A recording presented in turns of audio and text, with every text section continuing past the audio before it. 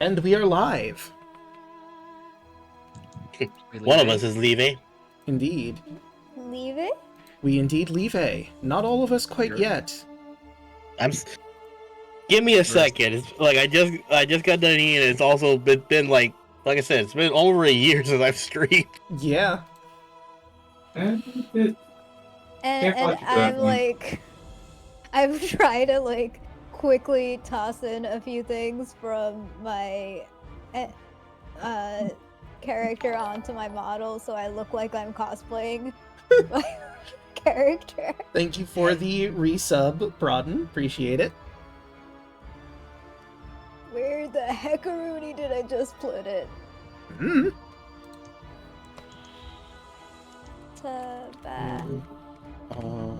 Odyssey Not that one. episode. Oops. Session 19. I guess. Oh yeah, Draco, looking at your little like stream page, it says Draco +2, and it highlighting over the +2, you can see the others live with you. Yep. It is working. Okay, so let's see. We have Chaco and Daluna in here. Let's see. I just need Hoshi and Yelling need to accept the invites when they can.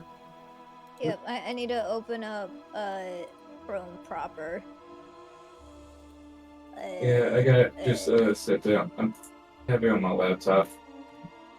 Where the heck did I put Chrome on this PC? I know I had it. Oops. Okay, let's do... I don't need that up anymore. Not install it at all on here? Oh, no. Oh my god, okay. Well, I guess I'm installing that first. Well, You know what? If I would ask like how you don't have Chrome on, but then I realized a lot of people don't have Chrome on nowadays. I usually have whatchamacallit? I think you need Chrome or Firefox to properly use it, if I'm remembering correctly. I have Firefox. Wait, so it works on Firefox? I think it's those two it works on. Do I? Okay, wait, no, I'm not gonna install it then. Yeah, you could try on Firefox and see if that Cancel. works. So let me... Where the heckaroony is it? Okay, opened it up. Ah,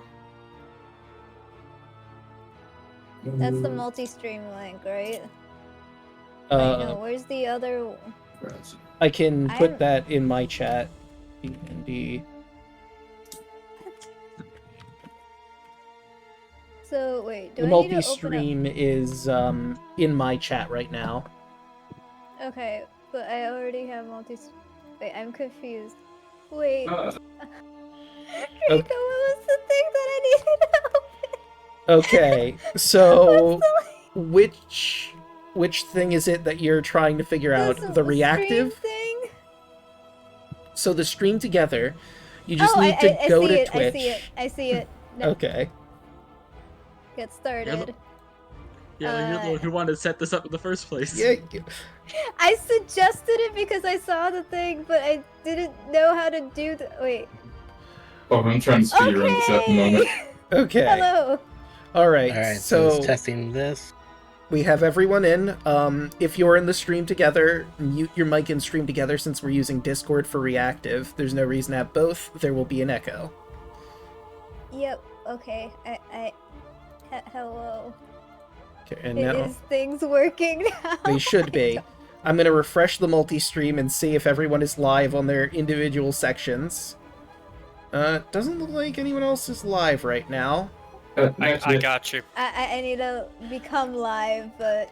And you also, you guys still need to set the reactives up. That's also a thing we should consider. Yep, I just got mine done. I don't know how to rearrange them though. I think it just goes in order of who is in the Why? Discord chat. So, unless you want to put them in individually, if you put them individually, you can move around who is where. No, it's funny on mine because you're dead middle. Yeah, We're that gonna makes jump 'em. sense. Oh no! Joke's on you, Strahd. We have Joke's on you. You're gonna get attacked, but we're not gonna live to tell the tale. Joke's on you, Strahd. We're gonna attack you. Looks at army of undead, and then back to you. All right. See, it's a joke. We're laughing. It's a pretty funny joke. You got to be there. There we Setting. Default override. Protect thinks you need to chill. So wait. So for default override, how do you? Where are you seeing default override? In the reactive. Okay, let me look at reactive one more time. Reactive. Okay, so default That's the override default. is your. Well, actually, let me pop in to. I think I'll need to do it on the laptop because that's where I'm in the Discord call to see exactly what you're seeing. Let's I play need to open up my stuff. character sheet. I think you want to keep the defaults because that's just what people have as their default set. But you should be able to set up unique ones. Like if I'm, let me go into reactive proper so I can see mine. Okay, here we go. So like if you hit a gear next to someone's name, you should see just the default override for now. But if you close that out and you look on the right side, there should be a plus symbol. If you click on that plus symbol, you can name a new like group of stuff, and then when you click on someone's gears, you can go to that group and then put in the images. So like for Okay. example, in mine, if I click on, let's say Chaco here, I have the default override, I have the send in the clowns override for that one that we did.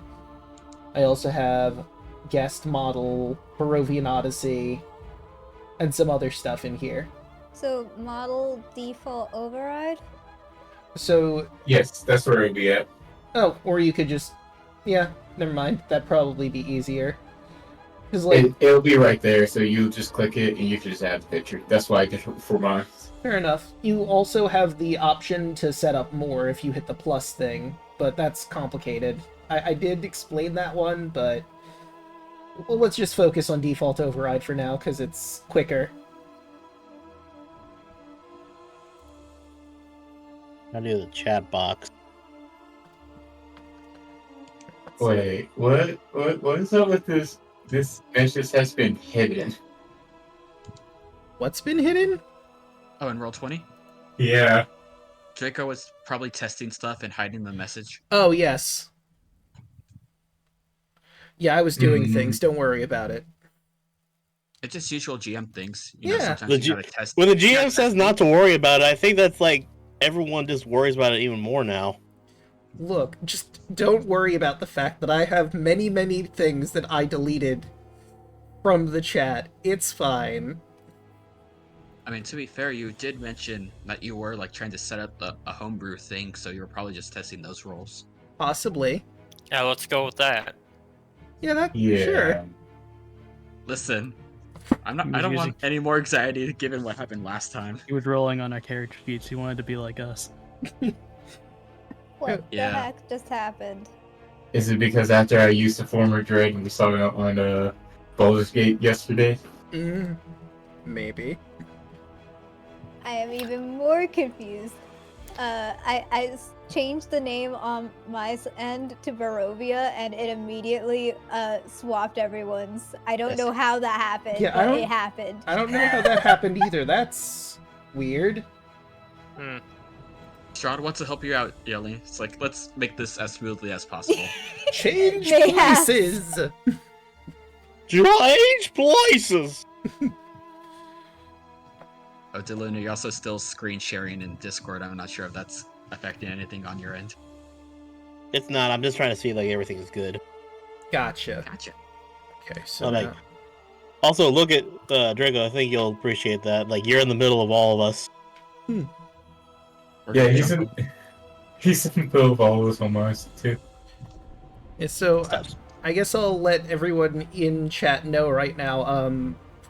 We've been attempting something here in the background with Stream Together. We're all going to be streaming, so you can see different angles, and also Twitch has apparently informed that viewership is shared when you do this. Hmm. So, we're trying to see if it's worth setting this up. Yeah. Never a bad thing to try, at least. Yeah. It's always fun to experiment. Yeah. Oh, I see. It set my sub goal as my goal right now. I set a follower goal and a sub goal, and I guess it defaulted to sub goal. Good to know.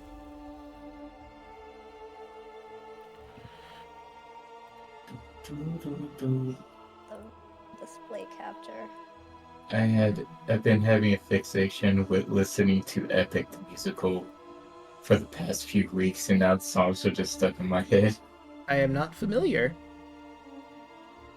It's basically the story of Odysseus. Interesting. It's really good. Mm-hmm. A lot of people are into it.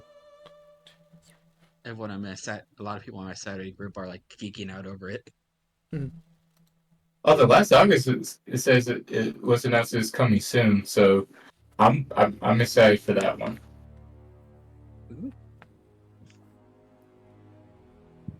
And I kind of did a reference to it last week.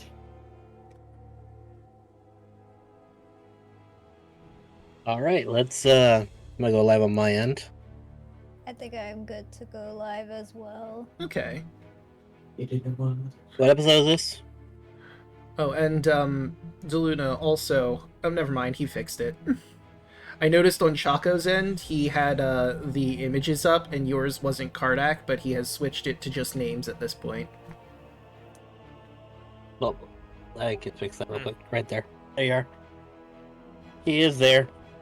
Okay, there we go. Alright.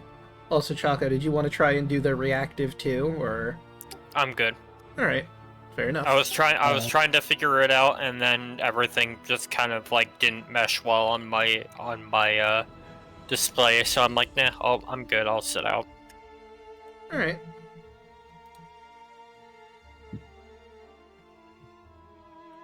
Draco, what episode is this? This is session 19.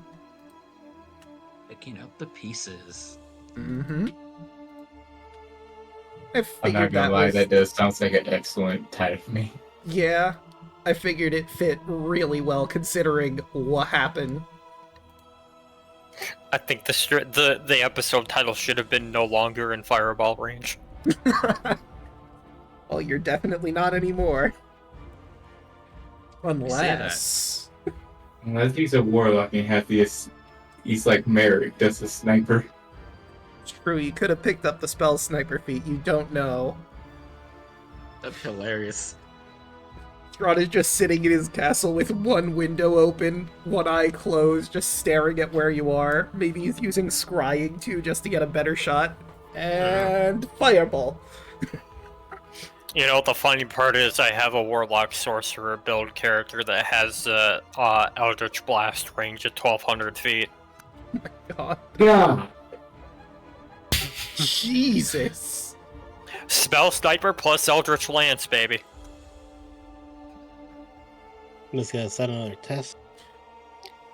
Oh, you thought you could run now, huh? Or when So, you want to guarantee no one escapes. So basically, just to set it up, it's like, oh, hey, base Eldritch Blast range is like, I think 90 feet. Mm-hmm. Eldritch, I think it's Eldritch Lance. Your Eldritch Blast, when you cast it, has a range of 300 feet. Spell Sniper. Any spell that you cast that has a range of 30 feet or more, the spell's range is doubled. So 300 becomes 600. Oh, by the way, distance spell is a sorcerer. Double that again. My God. Jesus. What, do you want to be a magic sniper? Just staring at someone running away from the party. Good luck with that. Yeah, the spotter. He's 300 feet out, going upwind, going right. Shut up! I'm trying to run. 3 clicks. 3 clicks. Stop! True north. Now that doesn't stop the DM from imposing disadvantage for long-range casting, but still. True. I mean, you have to actually be able to see that far out somehow, but there are ways to get you possible to do that. And if the DM is cool, they might give you a spell sniper scope. Yep. Or if you have an alchemist, they can make it for you. Also fair.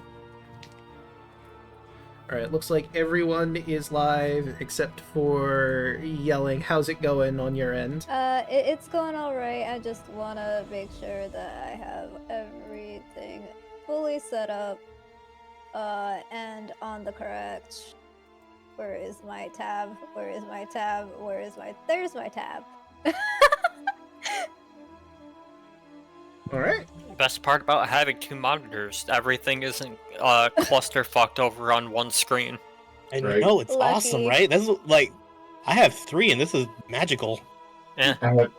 I have 2 monitors and a laptop. Heck, speaking of magical, I have Boom, there one he is. monitor and a laptop. look at that. Start streaming. It is.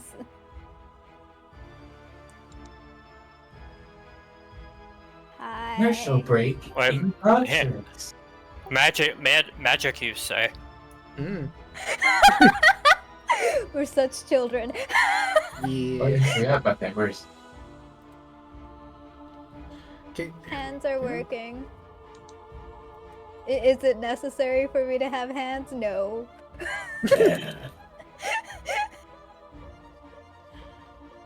Okay. Strahd got a pro? Draco, it says you're offline. I shouldn't be. I see that he's live. Yeah, I'm live. Let me just double check. Let me just run. Like, I did refresh the multi-stream and that seemed to fix... Not what I wanted. You might, I was gonna say you might just have to refresh. Yep, I Yeah. did. Alright. Yeah, And that was, that also, was good. Daluna, I did notice you have, I need to reload your player on my end, because it's locking you in buffering. Maybe I should just refresh one more time and that'll fix it. I did notice you have your sheet on. That's interesting. Oh, and it says you're offline after refresh, so I will refresh again. Yeah, like mine just, it just did that for me. I'm like, wait, what? I know for a fact I'm not. Okay. Am I on? Yeah, I'm seeing an ad now on yours and yelling, so both of yours are in theory working. Okay. Alright, we're in. Okay. Yeah, I did the sheet thing ironically, or like intentionally. Wait, who's doing a little splatter? What? Wait, which one is that one? It's just called splatter. Yeah, Splatter looks gross. I think they added The a new white one. does not work well with splatter. No, it does not. If you want one that's even worse, pooling smoke. Just bleh. I think there was... Oh wait, no, that means they fixed Splatter, because I think Splatter was one that, My God. oof. There That, like, it was weaker just one that we little done ki- before. Yeah, that the was just weaker like, one. eh. I think pooey holy actually is just as bad. Look at that. Yeah. What is it, Smokey? Oop. Sorry, Smokey's behind me. Okay. So, I think we are ready. We've gotten everything set up. You just got that all out of your system. Yep. Thank you, chat, for dealing with our nonsense for a little bit here. It's okay, you guys don't get to see us pooling smoke on the screen. Yeah, you don't get to see the suggestive thing that I got to see. You know what was We are funny? adults. It depends on which stream you're talking about, though. Yeah, True. we can't mind to see it. Never mind. If you're looking at If you're looking at 4 the DM out screen, of you won't 5 see. of us, I think. Yeah.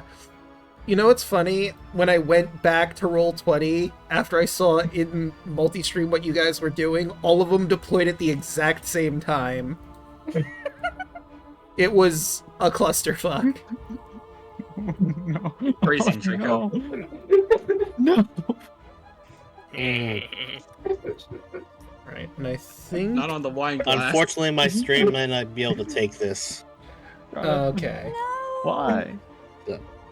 It's the bandwidth on my. It's the Just a- upload on my. Just a typical. Or the what's that download for you, on my thing. Strahd?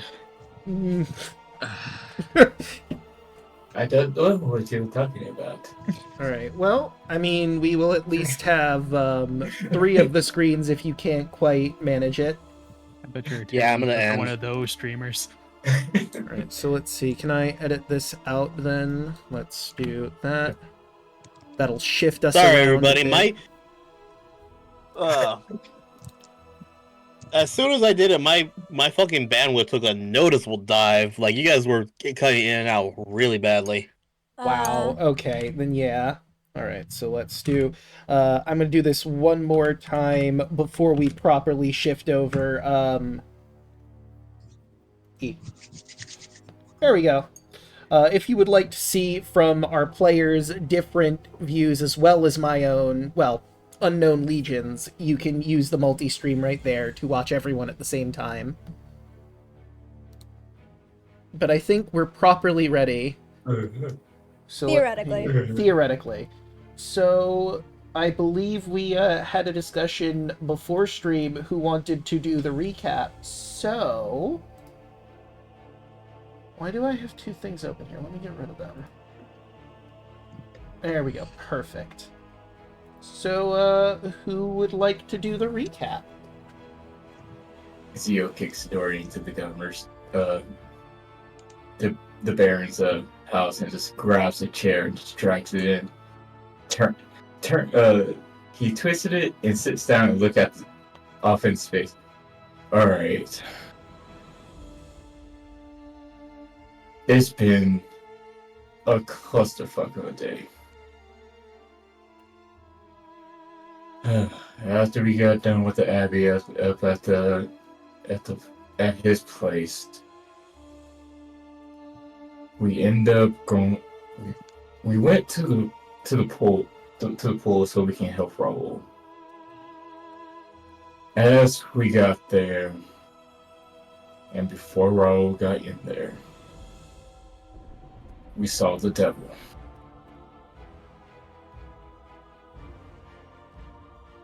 Just because the Abbey said his name so many fucking times.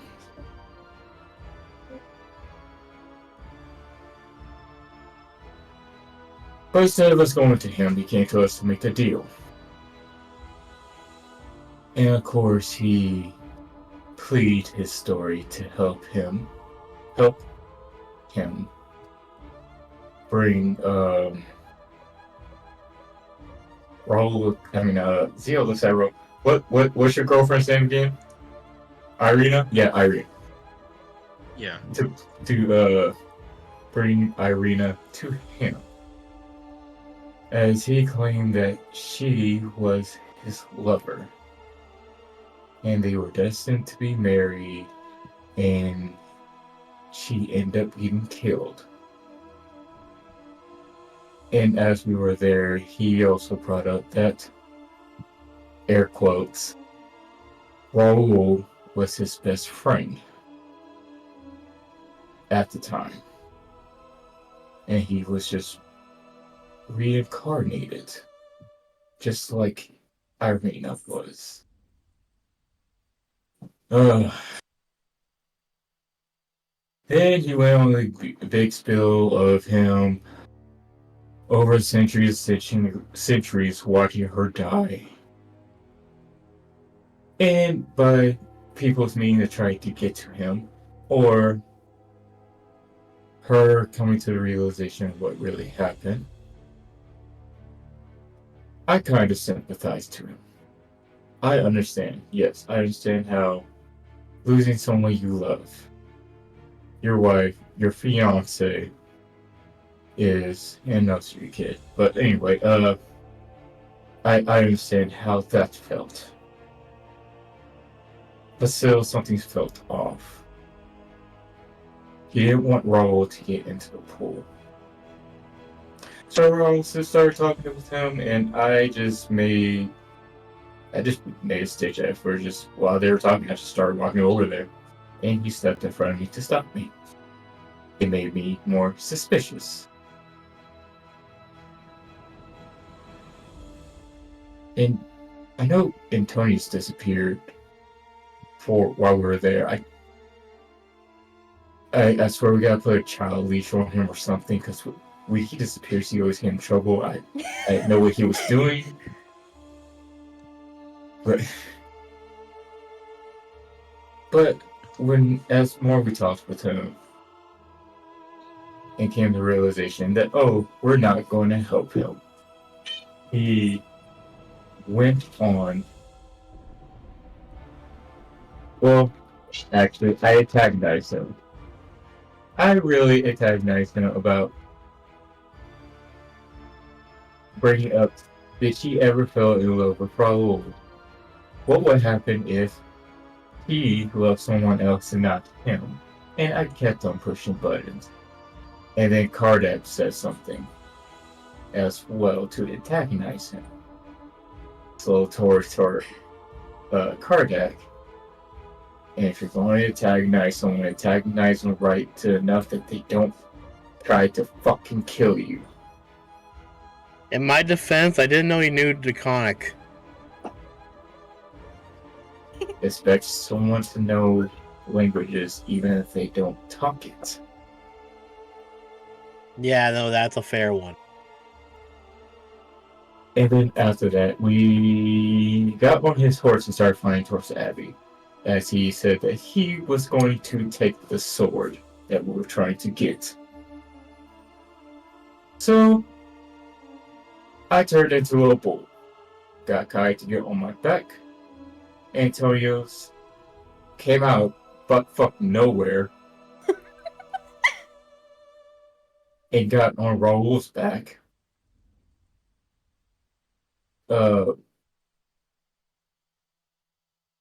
Evie got on Lily's back, and Carter got downed.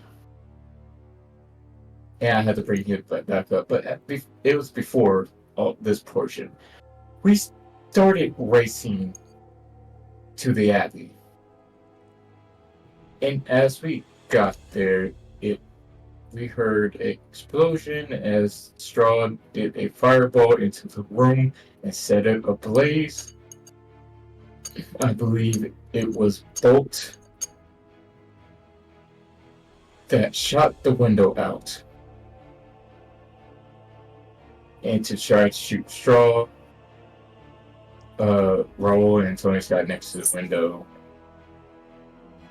He did another explosion of fireball. My luck was not on my side as I tried to jump through the window as I de-transformed from a bull, and I hit the wall with Kai on my back.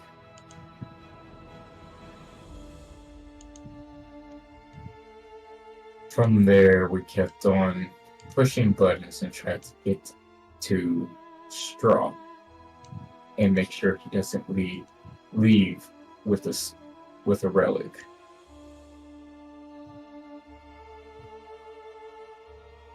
From there, I don't know why Raoul went to the building, honestly, but he went in, and we end up, as me and Antonius were trying to stop Strahd from leaving. And I don't know why Antonius made an illusion of Irina. Wait, how else were we supposed to distract Strahd? Oh no. No, I'm not saying it's a bad idea, but it could have been executed. Do I need a roll? Are we saving the recap? Rod gazes at you from his face outside of the recap. Did I already screw things up? Oh, no. So everyone roll a deck save? I'm kidding. It's a deck save? Yeah, I'm kidding though. Okay. I'm not. But So the devil, sorry, hairball, furball. Um, from you could have made it closer to make him come back towards us, and so I could have got a hold of I him. am just one tiny little tabaxi. Yes, and we know your brain is not fully developed because you're a That's child. not what I meant.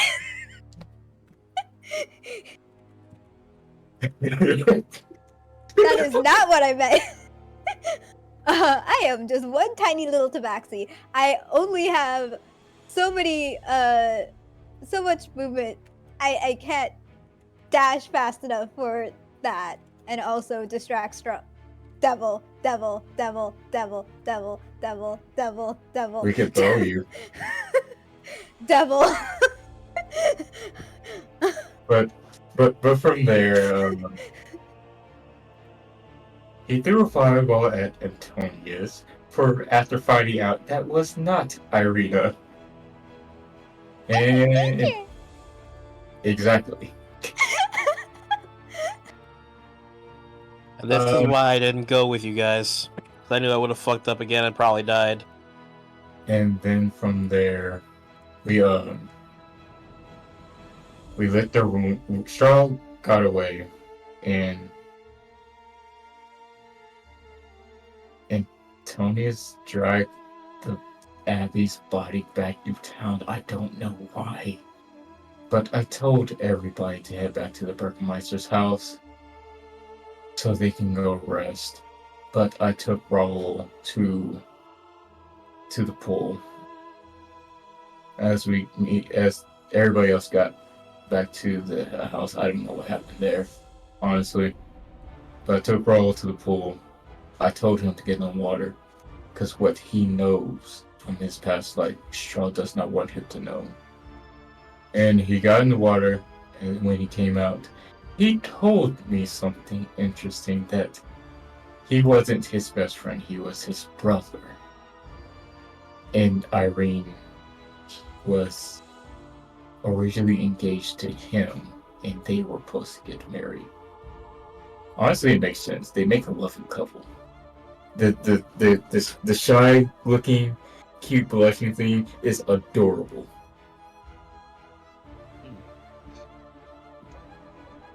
But from there, I believe we met was it a raven? The Were Raven. Yeah. David Martikov. He told us some stuff, and we also asked him to keep an eye out for a location where Strahd would hide the relic from us. And after all of that, me and Raoul made our way back to the Burgermeister's house.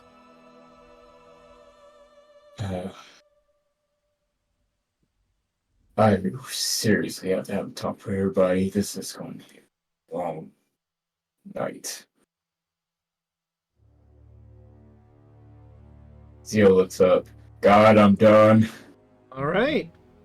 Take your point of inspiration. And let me see here. I believe I had the people that need to make their dream pastry con saves last time, so we won't need to do that today. And we will bring ourselves back to the village of Kretsk, where our heroes are waking up from a very long rest. Progress, yes.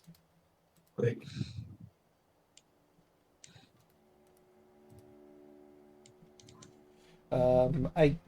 Let's start with the important thing. All of you get your spell slots and health back. Yay! Yay.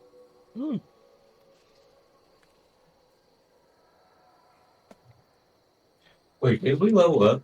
Oh, no, we did. Nope. No, we did. No. We didn't get the relic. Never mind. We didn't get the relic. Also, Hoshi, I noticed it says you're doing Baldur's Gate right now on your stream. Oops. Let me. Wait, if we long rest, does that mean I get a spell slot for my special thingamajiggy? So you would get all of your spell slots back on a long rest. I mean, normally we get spell slots back, yes, I understand, but like for the special thingy. For the deal. Right. The Cone of Cold. Yes. So would that be just... Oh, you're in mine. Yeah, I looked at your stuff again. I believe for the deal, we're just gonna say 1 per long rest until you get slots for that level of spells. Okay. That's a really powerful spell you got. Yeah. Cone of Cold is no joke.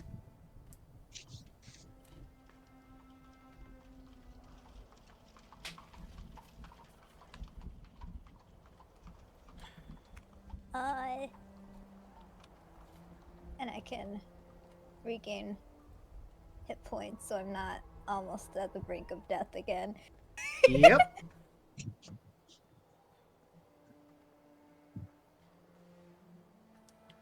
I may need to temporarily switch scenes. One of the assets that I was supposed to have up is not loading. Or I cannot find it. So... But that's a streamer issue, not a D&D issue. All right. So, what's the plan for today?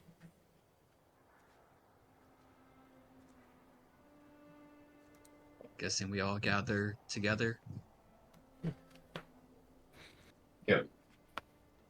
Business as usual. I know we were heading back somewhere else, back towards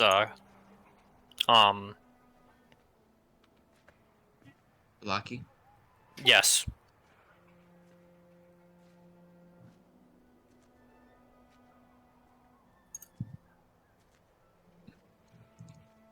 Zero looks at everybody. How are you all mentally feeling right now? Not good. Not too bad, actually. Very rattled, but at the Look, same I'm just gonna time, say it. The determined. fact that we nearly almost died last night is a kind of like it's a little disheartening. Let's put it mildly. We didn't mean, just almost die. Just a minor reminder. I was down. I was kind of upset earlier, but I'm fine now, for the most part. Honestly, I'm kind of terrified, but we still have a job to do. This is nothing new here. But besides the whole death, us nearly going down, what we learned is a whole lot more terrifying. But we must persist.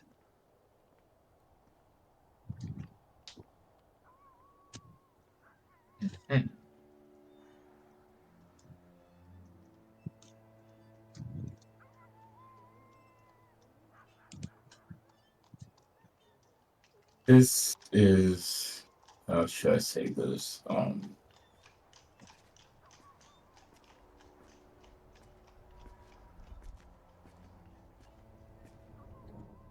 When it comes to fighting or survival instinct, we need to know. We must not let our fears get over us. We need to keep a clear mind and think it clearly.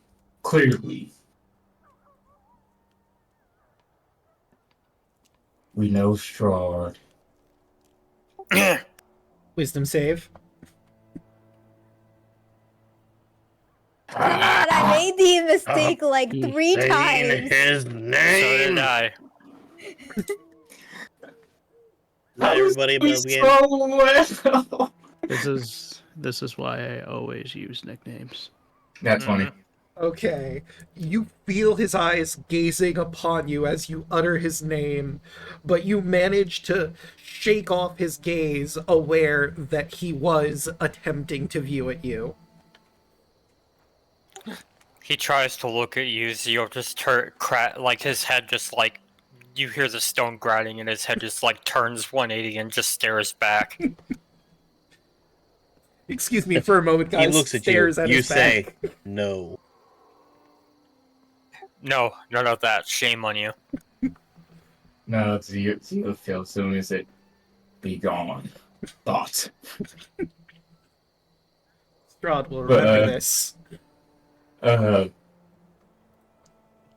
We know more things about him. We know what we need to do.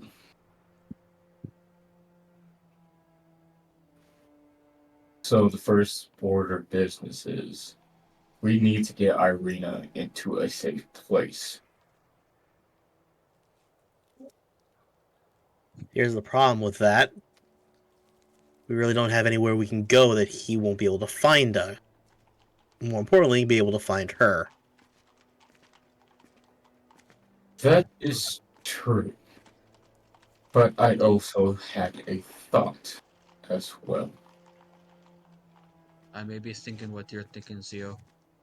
He wouldn't dare harm her, and if at least she's with us, that'll be one safety net for both her and us.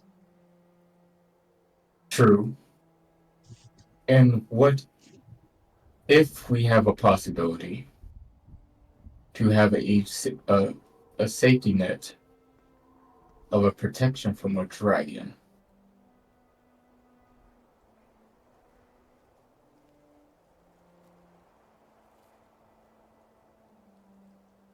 Because I realize I can bring stuff back to life, no matter how long they were dead.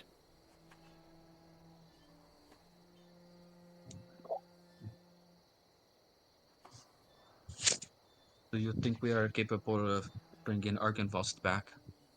Or at least need to get his skull? I just need a piece. If we can get the skull, I could probably bring her back. If he's willing.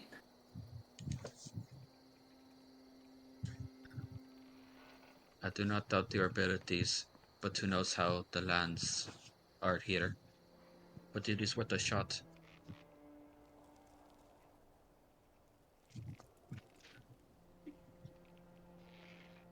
Because honestly, I like seeing you all happy. Even though I bust Kai's butt all the time. I know he loves Evie. And he grins. Evie will grab Bro, Kai's arm. Smile on her Bro. face. We know you love Irina.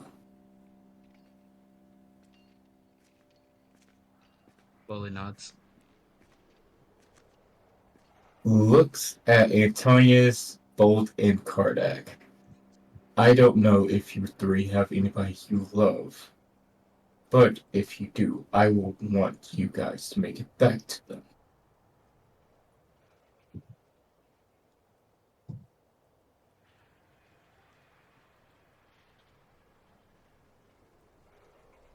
I want you to roll an insight check on Kardak, because he's thinking of not someone, but a group of people, and I just want to see if you guys can pick it up. Inside. Nope. Actually, let's see. That's why. Barely. Mm.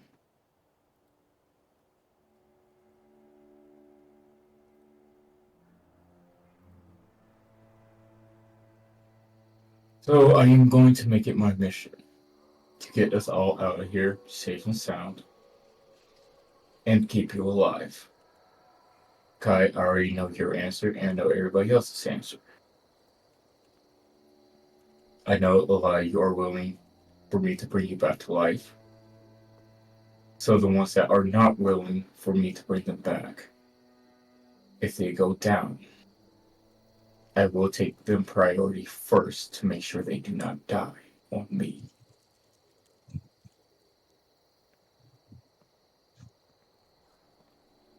And I will try to take most of the blows, or take the front on some of these assaults. Antonius, as he currently is not attached to any mimic, suggests or is okay with being revived.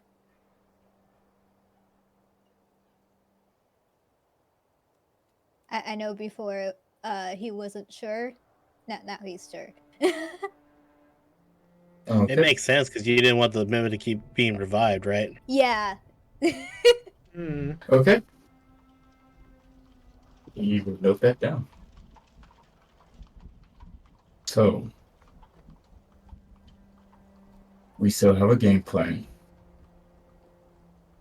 We need to go defeat the rock first, so we can lay the squire down and the hunter down.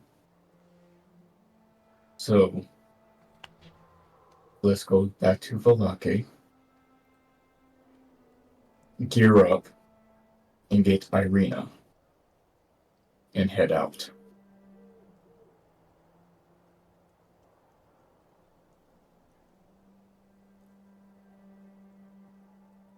Oh, and get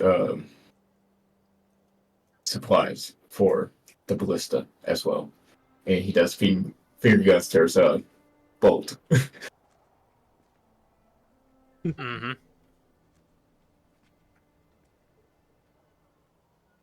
Anybody else got anything to say? I was gonna say, while everyone's getting ready, Raul's gonna go outside to the body of the abbot and harvest their bones. Lot of people are avoiding you while you're cutting an angel up on the roadside. I'll be like, behind the covers, Behind the house. behind the house somewhere. All right. I'm sorry, I just actually had a picture in my mind because I watched this one D&D stream of something similar to this happening. They had a Tabasci monk, and they had a bounty to kill an Arcarcola, the bird people. Mhm. They killed him. He dragged his body around and was this idiot the entire time and carving it up. Oh, God. Yeah. Smokey wants out. I'll be right back. All right.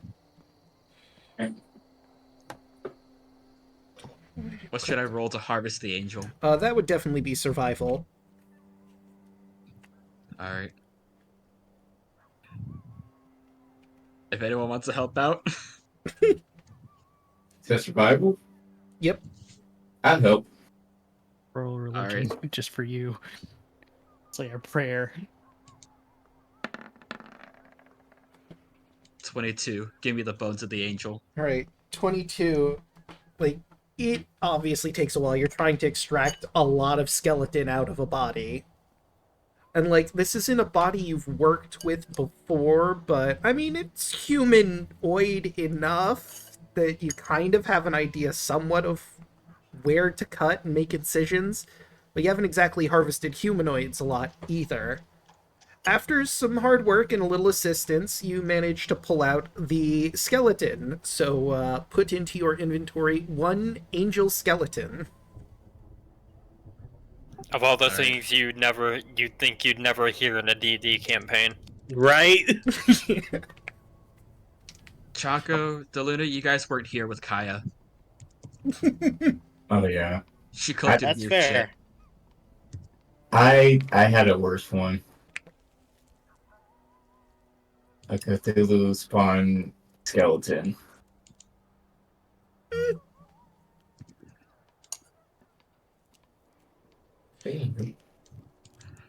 All right. Well, with All right, your... and I am at capacity, Yeah. so I cannot carry any more stuff. Yeah, I imagine the skeleton would probably put you over. I'm barely not over incumbent, but I cannot carry any more stuff. Oh, Like, just out of curiosity, do you like dismantle the skeleton after extracting it and put it in your bag? I imagine a full skeleton isn't fitting in your bag. Yeah, I'm, taking apart, folding it, Alright. fitting stuff into the rib cage and pelvis area if it needs to, folding up the wings. That was probably going to be like one of the hardest ones to extract, and because they're wings, they're probably hollow bones. But we'll see what comes of that, and I will move you over to the Barovia map proper. May the Morden Lord have mercy on your soul. oh, that reminds me about one more thing as we're walking. Theo looks up park. If you need any armor or weapons made, let me know. Please. Oh, well, you don't like my jacket? It's not that I don't like your jacket. I'll take it it's just back. I think I need something a lot stronger than your jacket now. Oh, I see if we're how gonna it be is. doing Give it back. this. Give it back. Not right now. That was why we went to Arkenfast.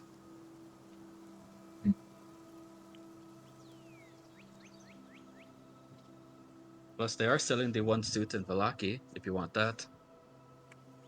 I'm still mad that Dan and Dave, Dan is not helping us anymore. I don't think that they said they can't help us. I just think they can't help us, if that makes sense. Yeah, They'll sell us supplies, they just can't, Yeah, I understand. Wait a minute. Where's the what's this? I have an idea where we can take Irina. Hmm. What's that one man called again? The one with the battle cat with the nice armor. Van Richten? Yes. I mean, that is an option. But I'm not sure if the devil's, trying to go after a vampire hunter as well. I mean, he would have done it by now if he did. I also don't know if Van Richten's crazy enough to house the girl that the devil is trying to hunt. We don't have to tell him that. Yeah, but I feel like he'd find out eventually.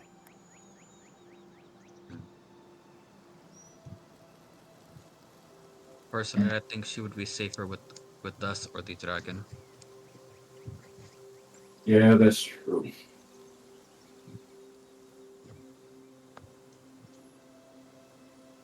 So as you make your way to this crossroads, are you going to be going to Van Richten's tower right now, or just straight to Valaki? I say straight to Valaki so we can get Irina. Yeah. Alright, makes sense. Just... Okay. Where is the thing I'm looking for? Here we go, travel distance. We're going from the village of Kretsk to Valaki. Which should be... Valaki. Alright, that's not too bad. At a normal pace, that's 2 hours. And then a D10. 8.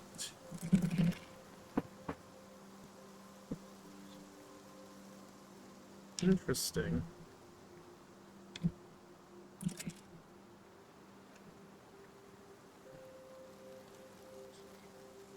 Let's find that encounter.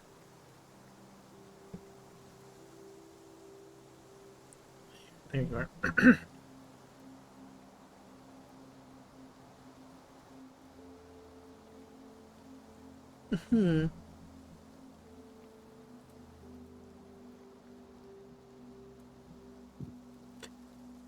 Okay. So, as you're making your way down the road, you catch the whiff of pipe smoke in the cold air and hear laughter through the fog. As three Vistani walk down the road towards you. Seem to be in pretty good spirits.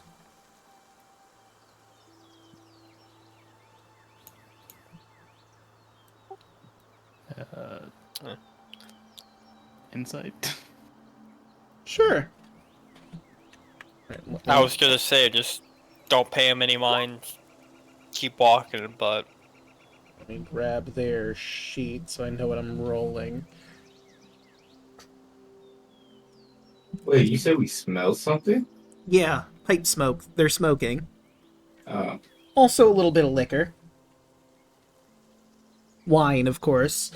With a 16. So it seems like they're just having a grand old time, but upon closer inspection, it seems practiced. Like they're trying to seem drunk. As if nothing is going on here as they pass by you. You keep a closer eye on them. And you notice that one of them was trying to reach towards you.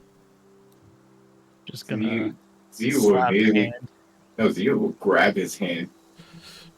Well, it's Kai that notices. Whether he shares that with you is completely different. You didn't do the insight.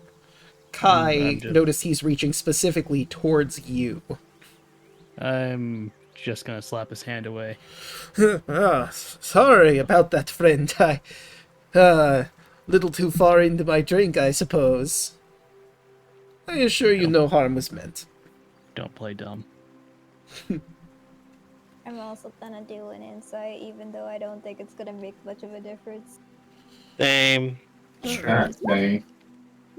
Right, Yep, me- I know absolutely nothing. That guy was perfectly Bardic was not paying normal. attention. Yeah, Like stupid, win stupid prizes. That's what I'm telling you right now. I got Cardax, 13. I'm just gonna smell them. Cardax, Zio, and Bolt. It's honest mistake. Could happen to anybody, you know. In your drink a little bit, you sway. It happens. Look, this Well, I is don't what, drink. Fair This enough. is what happens But when you you've been drink around too much people that alcohol. drink. This Fair is what enough. happens when you man. drink too much alcohol. You need to know your limits. Fair enough, friend. Fair enough. Antonius is judging Hearts like,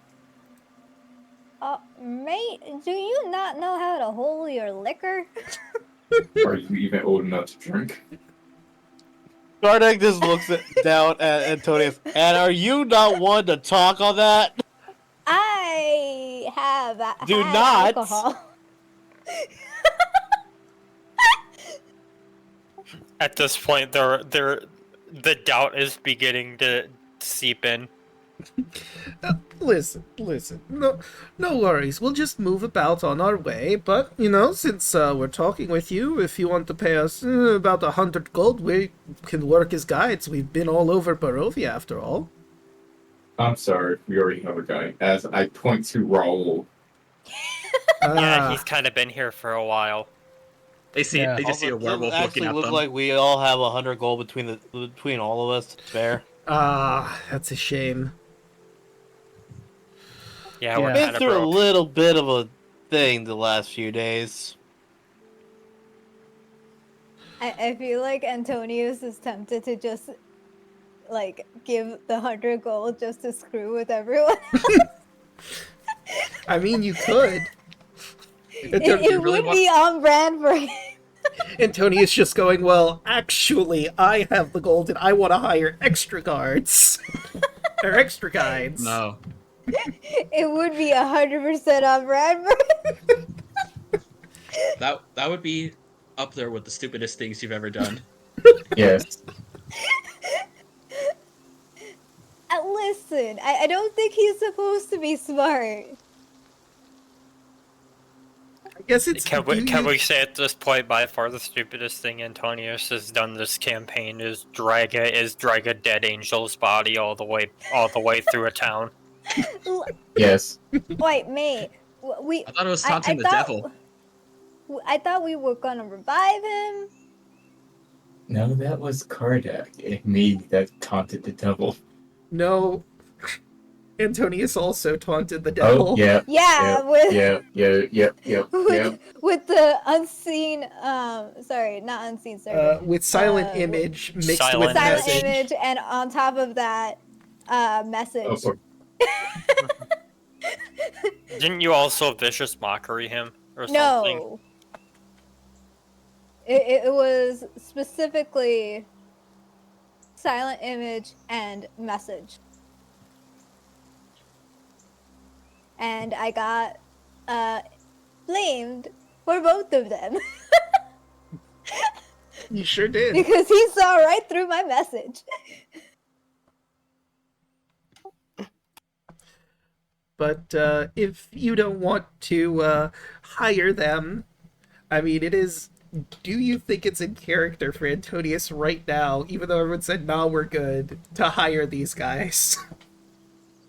I feel like he might, like, while the party is, like, shifting around elsewhere, he'll just sneak out and be like, yo, I'm gonna hire y'all.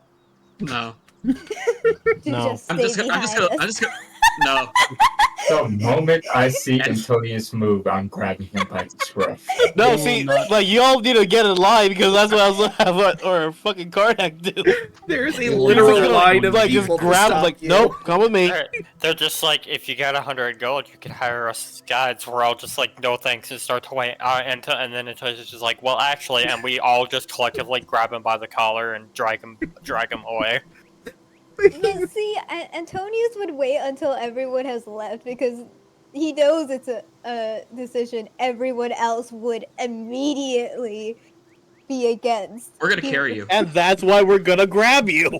And you think we're gonna leave you by yourself? We know you like wandered off.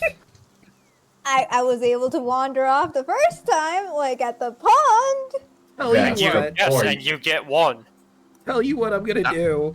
If you want, Antonius, you could roll a stealth check to see if the others can, like, avoid seeing you. Or you can avoid the others seeing you to sneak off if you really want to do Okay. this. Alright, what's everyone's passive perception?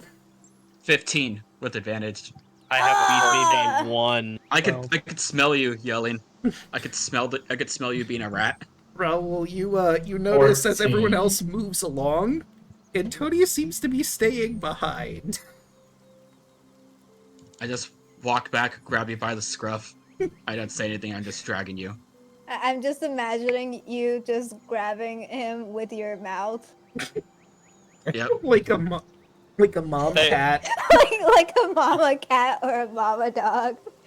They just watch this werewolf just walk over, lean down, gently, just bite on Antonius's, like, collar, and just will start walking off with him. Mm-hmm. Yep. Just like, ah!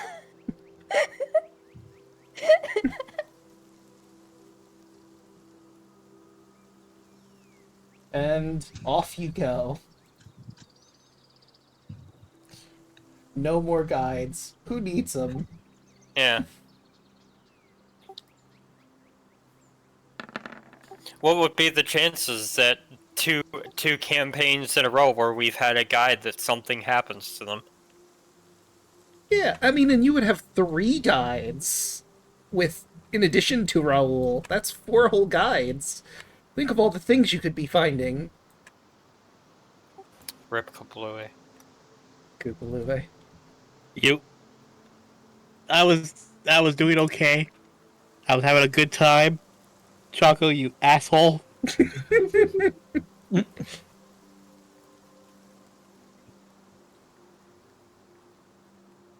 And aside from the Vistani, you make it to Vallaki without a hitch.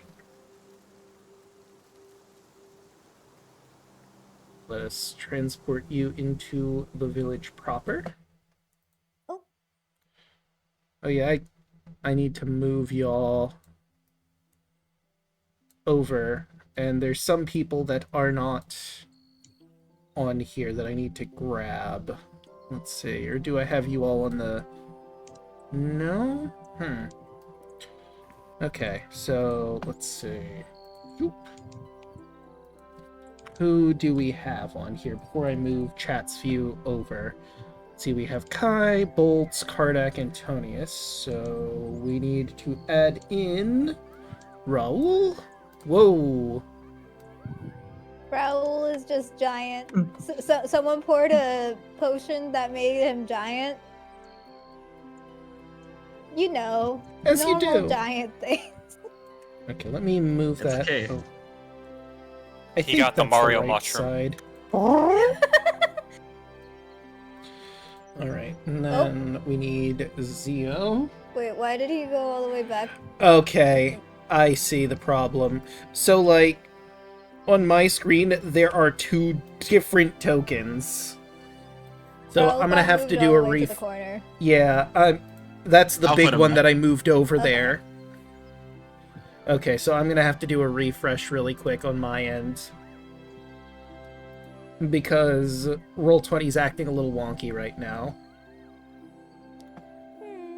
And I will have to open up the tabs I need, but I guess I'll be fine for right now. Who are we missing now? Let's... Oh right, we still need Lily and... Actually, will Lily even be allowed in the city now that I think about it? It's a tiger. I guess Lily's staying outside the city for the time being. Oh yeah, because of the whole tiger situation earlier. 4, 5, 6. That was a saber-tooth tiger, though. Yeah, completely different creature. Surely they'll allow Is this- regular tigers. It's okay. We're just good at lying. See that tiger that ran through Falaki? That was a tiger. This is not a tiger. This is a leopard. Oh, true.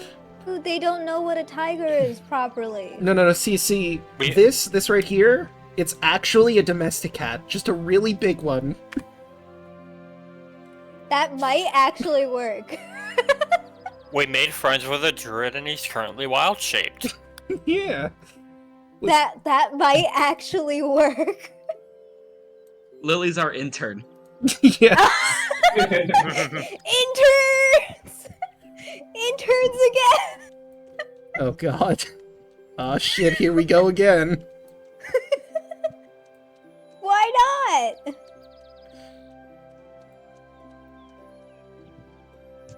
I might have to make Evie a little bigger. There Wait, we go. why is... Okay. Actually, yeah, and I think I also need to make Zio a little bigger. Alright, now everyone should be the correct size for this map. Raoul? Let my people grow. Raoul looks tiny. It's fine. Let me... Oh yeah, Raoul Everyone's fine on also. my. Raoul looks just slightly tiny. There you go. Okay. Alright, now Kinda. everyone Besides should be it- right, so... Actually, wait, hang on, let me see. Did I make some Wait. of you too big, actually? Let me- Oh! some of Were you they might the just be a correct little- size and now I'm just somehow really big? Maybe. Well, not really big, but... So, Let's like, just a shrink you smidgen down larger a than I little should have bit. been. Yeah. I really should have just put, like, you guys on the GM's layer last time I was here, instead of taking you off the map entirely when you weren't here. Okay, I think Bolt is the correct size, and I think Kardak is also the correct size. So it'd just be Evie and Zio now that I have to shrink a little bit. It's strange though. Like, I shouldn't be a different size than, everyone else. Yeah, you're still a medium-sized creature. But okay, I think we now have everyone sorted properly.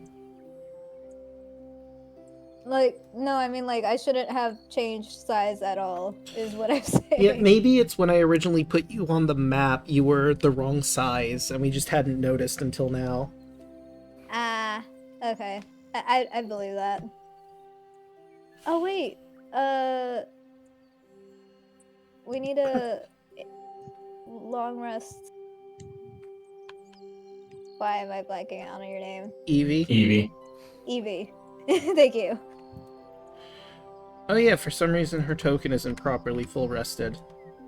Oop, there we go. Alright. Now you're all free to move about the city. The church is, of course, over here if you want to go there first. Zero look to the party. Should we just split up? Everybody go gets what they need. Also, keep in mind, some of you will need cold clothing or going up in the mountain. Only some, though. Yep.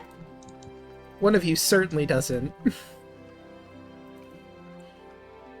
Kardak. Great. Yeah. Going into the mountains. Great.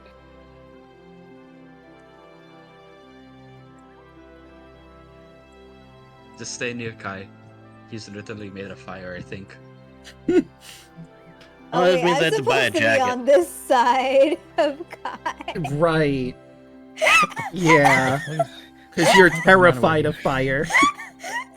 Why do you keep looking at me like that?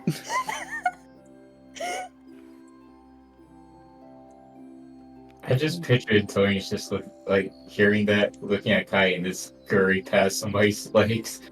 You can see the fur on Antonius just spike up instinctively the second Kai gets suspicious. What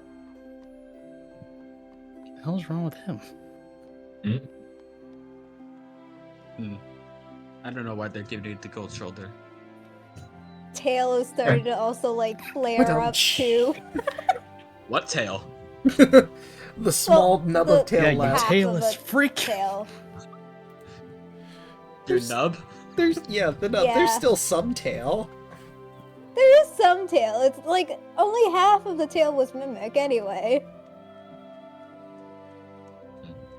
So the other half still exists in a sad state. Basically, if you get too thawed, the tail will wake up. No, the tail burned. Sorry, froze and shattered, right? Yes. If I remember correctly. Correct. Yeah. I now know what I need to price your winter clothes at. So that's all set up and ready to go. So you're going to split the party in town. Who is going where? Zio will go to the blacksmith. All right. Kardak will follow. I will also go that way. I want to go by the toy maker's shop. I Okay. wonder what the toy maker also has. I want to Go see to if our church. stuff is finished. Oh yeah. I had almost forgot about the marketable plushies that you wanted him to make. Well, plushies / action figures. Hmm.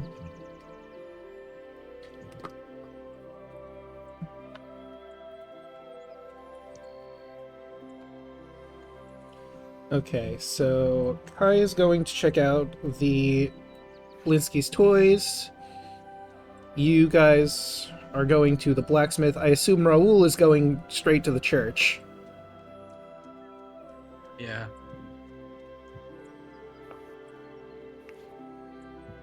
I'm tagging along. Okay, so the two of you going to the church. That's the village of Valaki that I need to grab for this. So I'm gonna need... Because the church is near where the toy maker is anyway, right? No, let me look around here really quick. The toy maker is number 7, so that would be... If I zoom out so you can see the rest of the town proper, and if I move you over to here, the toy maker shop, Blinsky's Toys, is right over here. Why is it not... Okay, there it goes. Now it's showing up. Okay. So the church is the church is on the way. Yeah, the church is like right here. Right here. You could go like there immediately. Yeah, I'll go to the church first and then swing over. Take me to church. Take me to Snurge, And then like a snail. all of the shops are, actually no, all the shops are like over this way, I believe. Let me double check that. I mean, that's Arsek's I know- stockyard over there for sure. I know the blacksmith is right here. That's Right, right, right. in the town square, that's... Yeah, 'cause I just now remember I have a job there. You do, and you haven't shown up. I mean, I told him I'd go out and find materials and stuff. Did you find enough, though? We Go haven't on. went out to the mountains yet. You're fired. Like, when were you gonna... Will you come in? So... You're like weeks late at this point, my guy. Draco, it's only been 2 days. Weeks! Draco, in game we've been in Barovia for at least a week, tops. No. He's exaggerating. Everybody, you've only been here for a week. And look at all you've accomplished and or experienced. You almost died. Multiple times. Yeah! Imagine living here, Kardak. Imagine living here. I don't envy anybody who lives here. He looks over at you guys. It just reminds me of that one comic strip that it's like, what a day, right? Cabinets Wednesday. Yes, Oh, from exactly. Tintin. Yes. No, it's the... It's Yeah. that the Timmy and Cosmo. Like, well, you lived a good life. It's only been a week. I said good, not long. Wait, where was Kardak going again? I tried to move y'all around where you were going. Kardak was following the guys to the blacksmith. Okay, so you were with Team Blacksmith. Kai's going to the Toy Maker. And then I am intentionally letting Kai go first. I'm gonna set I on will- fire just so you can't go there.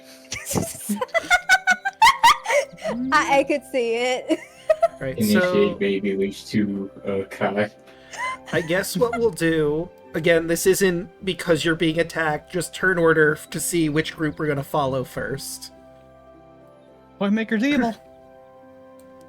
Turns out the Toy Maker was a vampire the whole time, so yeah.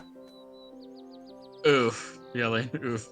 Alright, well, the church team is That's fine. This is non-combat. Alright, Non-combat. I guess we're going to the And- blacksmith. Oh, okay, so let's see. You're part of the same team as Zio, so he already rolled a 14, but you guys would be going first regardless of which one of your rolls I went with. So blacksmith team first. Alright, let's find where's the blacksmith. Here. Nope. That's right, you're in the PDF. Zoop. What? Insert Markiplier reference. Yep. I did that on purpose. Where's the blacksmith? Hello, everybody. My name is Markiplier. Where's the blacksmith? Alright, so, you walk into the cracked anvil, and Dimitri looks up. Oh, hey. Honestly, didn't know if you were gonna be coming back anytime, so... Did you bring materials, or...? We haven't got there yet, but I do have some stuff I can give. Alright. He will give him his old chainmail. Okay.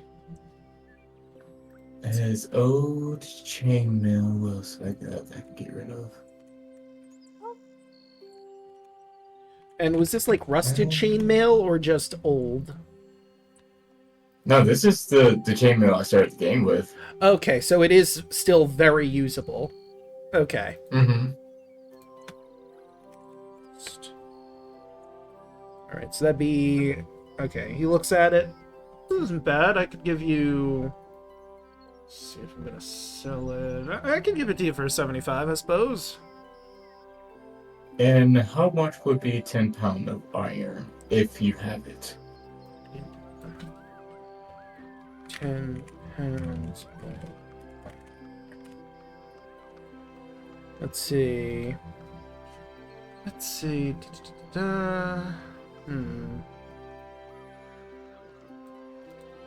Common iron. Let's see. Iron pot weighs about 10 and it costs that. But we want. So we also have to consider. I have to consider the economics here because unfortunately the module does not give me any of that information. But a pound of iron traditionally is worth 1 silver.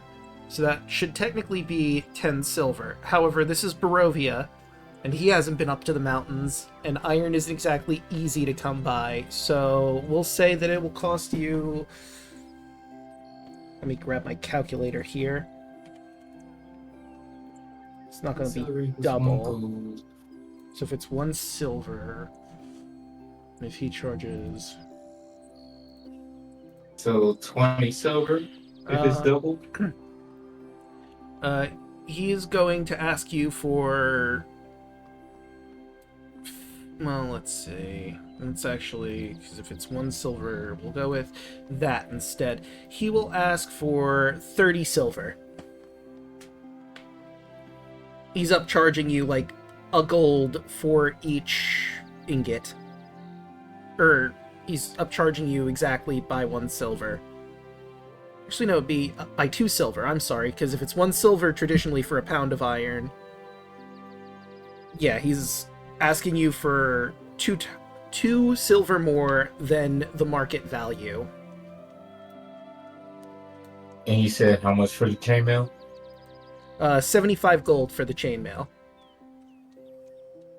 Zio just tells him to give him 72 gold for the chainmail. Okay. To knock off the price. He can do that. For the price for the Alright.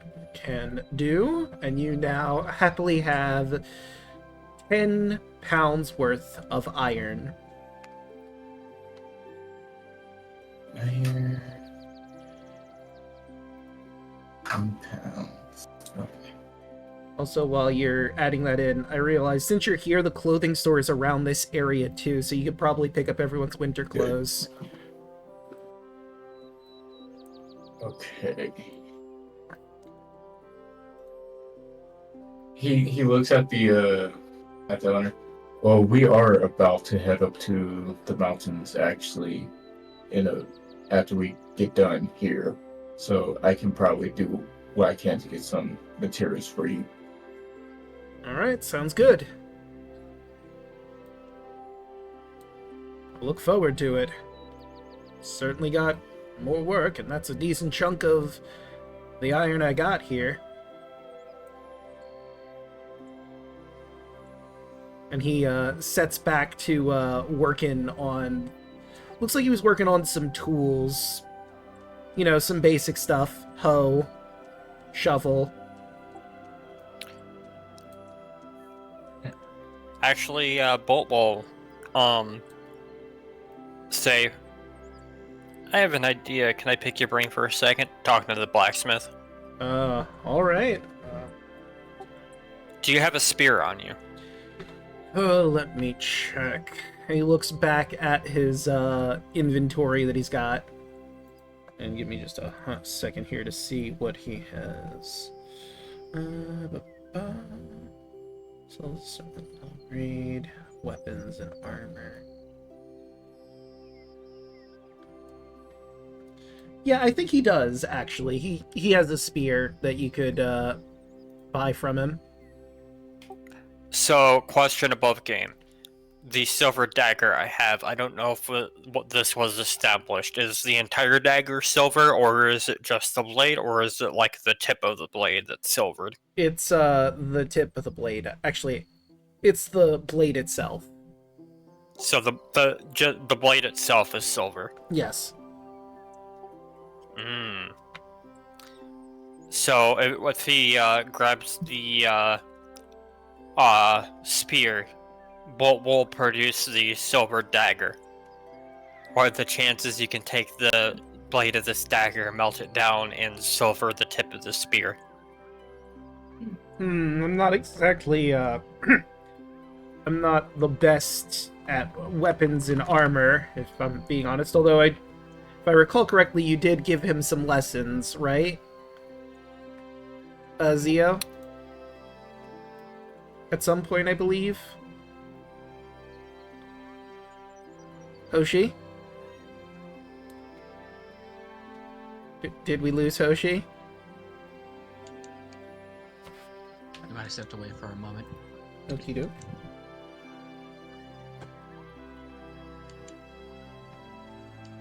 But I think Zio could probably do that himself as well. Also true. I see now he's muted. So something will be going on that side.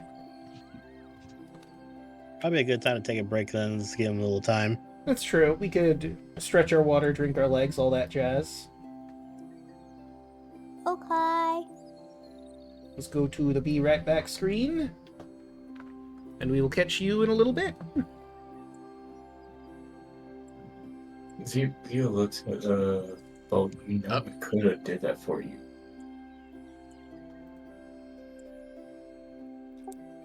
I mean, I know, but also the chance of I could sell the dagger to him to pay for the spear, or at least part of the spear, and then that also gives him the dagger to do the thing with.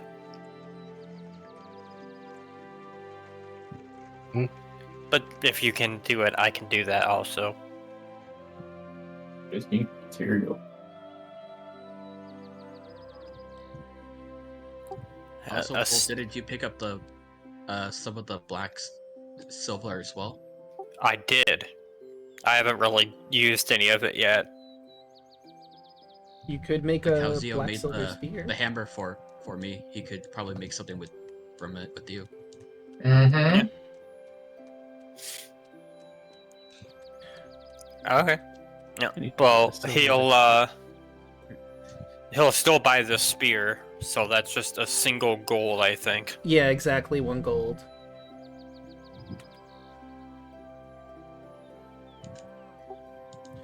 Alright. Let's see.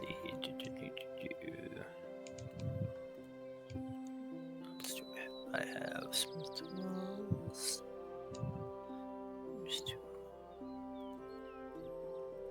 Okay. Yeah, he'll sell him the spear. And then well, if we're working with the silver anyway, if we're gonna work with the black silver anyways, he'll sell the silver dagger to the blacksmith. Okay. So, however much you think that's worth. Let me take a look here. Because a basic dagger is 2 gold. So I don't know if how you would factor in the extra bit of it being silvered. Let's see here.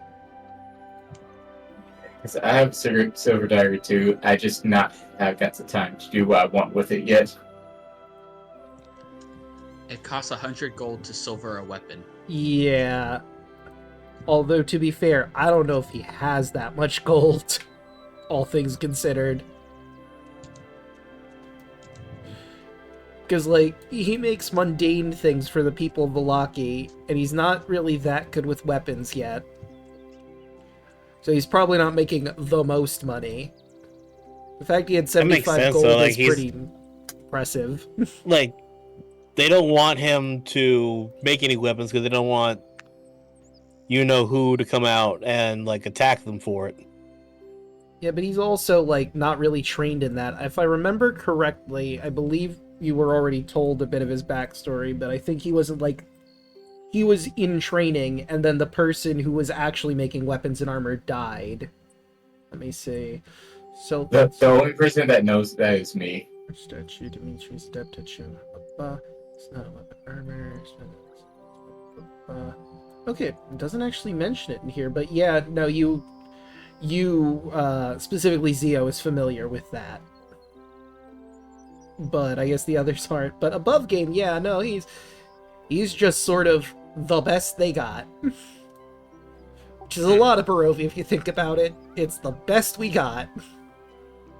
You know what? I'm just here to be funny. Zio looks at the old man. You want me to silver that for you? You can just charge him. Bolt nods.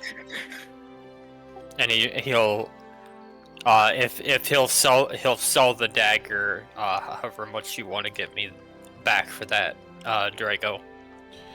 Okay, so let's see. With what he has on hand, he's already given you 75 gold.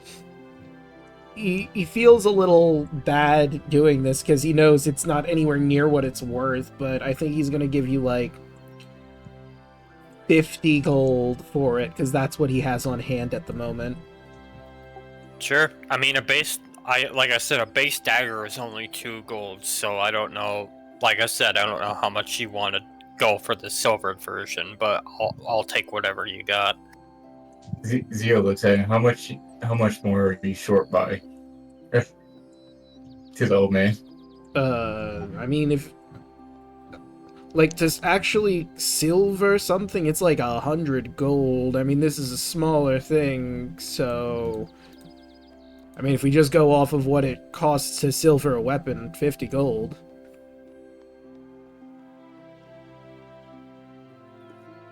That's not it's of course not including, like, you know, the labor to actually make the dang thing, but it's not something I often have to work with, so this is just my estimates. Above game, I have 73 gold, so if he gave me enough to split the difference, it'd be like 27, I think. Alright, Karnak will give you the 27 gold. He has 191 right now. Zio has 370 gold right now. Goddamn. That's what I was asking. Yeah. I mean, if I can give him, I've got the black silver because the idea was like either he takes the silver from the silver dagger and silver is the tip of the spear, or we can just use the 3 pounds of black silver that I've got to try and do it. Either way, I'm getting the silver spear. Oh, okay. Because, I mean, and even then, like I said, if I can get money back for the dagger, that's what I was going to do regardless, is just sell him the dagger. You know, I think Yelling stepped away because our original plan was we were going to do a break, but then Hoshi came back immediately, so, I'm still here. Oh, okay. I just noticed you had the BRB I didn't screen up. properly step away. I know I changed scenes, but I didn't properly step away. I wanted to mess around with items. So yeah, let's...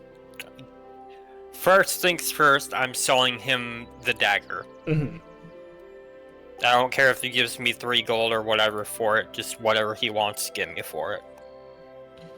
Alright. Yeah, we'll say reasonably, considering how much he's already given you, he'll give you 25 gold for it as of right now. And that would mean if the others want to give you the difference, they can, which would be like 75 more. Well, but then, because then I was just gonna have Hoshi do the silvering instead. Well, yeah. Have Zio do it. But I mean, they were talking about potentially giving you the gold that he cannot give you, because he doesn't have it on hand. For how much it's actually worth. So you will get 100 gold, it's just dispersed between your friends that are in the shop with you right now.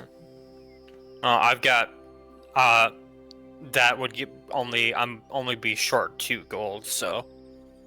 But if everybody's chipping in for the 100 total, then they can do what they want. I am an employee here, sir. I have. I am an employee. You're really trying to rip off myself. You drive a hard bargain.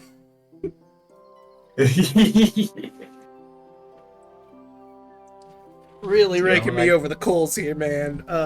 Zio don't want to rip people off for armors and weapons. Mm-hmm. I am willing to sacrifice the. I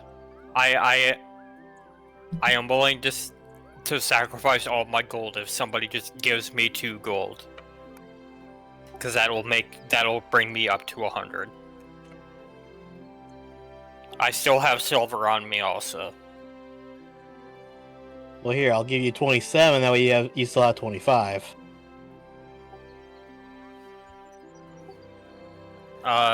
Sure. Oh wait, okay. So yeah, like, I think there's a miscommunication. After selling the dagger, I'm at 98 gold total. Okay. So I only need 2 gold to give the guy 100 gold, or give Zio the 100 gold to do the silvering. Well, wait, I mean, well, yeah, the process to silver is 100 gold. And I already bought the spear. You bought the spear.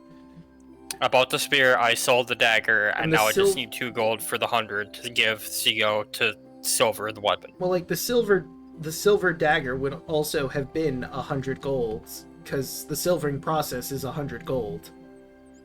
Okay, then. That's where I think the wires got crossed here. Yeah, that's where the wires got crossed. So you're giving me 100 gold for the. You're giving me 100 gold for the dagger, then. Yes. Okay. Which would basically be the cost of silvering the weapons. So. Yeah. The only issue with the blacksmith is he does not have the money on hand to give you 100 gold for the dagger. And that's when Zio said he'll give him the rest of the money that you need for the dagger. So, like, if the blacksmith is going to give you what he has on hand that he can afford to give you after giving you the 75 he already gave you, which is roughly like 25 gold, someone would need to give you 75 more gold to make up the difference that he could not give you. And that's why Zio said, since he's an employee here, he will give you 75 gold. Okay. Alright. So that's sorted. Hello. 75 gold. So that basically just brings me back down to where I was at. Pretty much. Perfect. Alright. So I give him the. So he has the silver blade from the dagger and the spear. And there. Alright. With that sorted, I guess you guys could head on over to the clothing store to buy everyone winter outfits. But we have been doing shopping for a bit. Let's see how Kai's doing.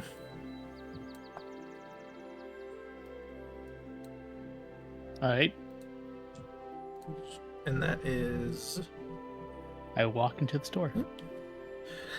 And Linsky welcomes you. Oh, hello, my friend! It has been some time! Here to check on how the toys are coming along? Yeah, actually. Ah, excellent. He digs underneath his counter for a little bit. Piccolo, the monkey, seems to be picking at an apple right now. As he digs up, he pulls out, well, I haven't got everyone ready yet, but he pulls out a mini version of you and Kardak, seem to be the first 2 he's gotten. And he shows off that Kardak has a little bow, and there's an arrow, but it's obviously blunted at one end, so... And he explains, so the children, don't hurt each other too much. And he shows that the bow pulls back and ding! The bow fires. Very Above nice. game and like across the area now, the 3 of them that are with him see Kardak sneeze. I'm honored. Got us both done first. is the bow is probably the easiest thing to get done, but properly making the, tightness of it work so it can properly fire. For you have the, I forget what weapons you had when you originally commissioned these toys. It was a rope dart. That's right. So you can clearly see that you can hold the rope dart, and it swings around. Obviously, like with the arrow, the dart part is blunted so that people don't poke their eyes out. Very cool. I wanted How to much? prime. Let's see here. Normally that would cost. I have to base this on his other toys that he has. So let's see. Everything seems to be 9. Well, some things are 9 silver, some things are 9 copper. Since these toys are intricate, I think he's going to charge 9 silver for them. I'll just put down 2 gold. Thank you very much. I'm sure these toys will be a hit. Oh, it's just those two he got done so far? He's only gotten them done so far. He's still working on the others. I think the next one I'm going to do is probably the little kitty man. Maybe make it so he can play an instrument and it actually plays. Sort of like the wind-up musical merry-go-round that I have here, minus the merry-go-round. I'm very impressed. He just picks up both the Kardak and me figure. Yes, it certainly was a lot of hard work, but definitely worth it in the end. And always remember, is no fun, is no Blinsky. Right. She just shows Evie. Oh, it's so cute. I just picture Evie just takes it from you and just walks away. This is mine now. I was gonna... Okay. I mean, that was above game. That didn't actually happen. Also, just so everyone can Be remember, realistic. this is Gandalf Blinsky and the Monkey Piccolo. Ignore this. This is just a test roll.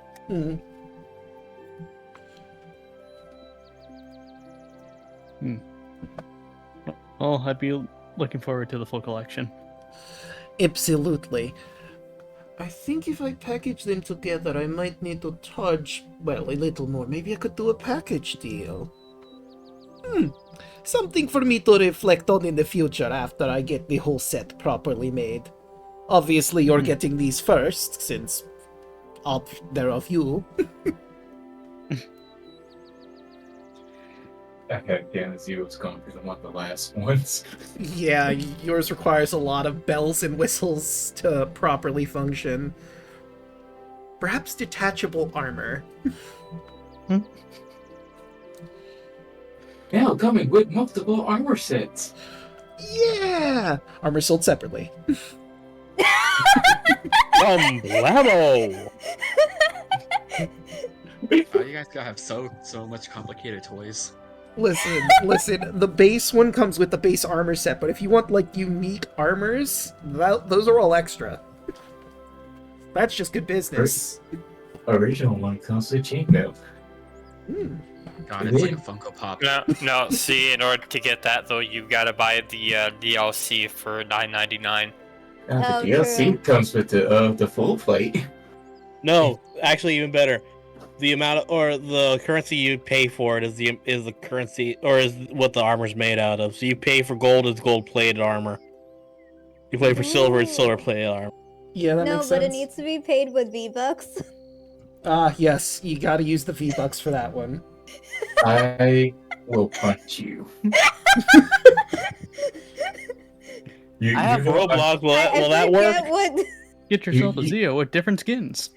You don't understand how much I hate hearing the word V-Bucks because of my son. I forget what game that's from. Fortnite. Ah, Nort fight. Actually, the new season is supposed to be really sick. They added, Like a samurai thing or something? They added Yeah, and- Godzilla. Oh, okay. I Yeah, think I saw Godzilla's in that. Fortnite. I think there was like Godzilla with like shoes or something on that I saw. Or no, it was Yeah, 'cause Godzilla you know doing what the they're pulling gritty. from? What? They're pulling from a Godzilla versus Shaq. Oh my What? god.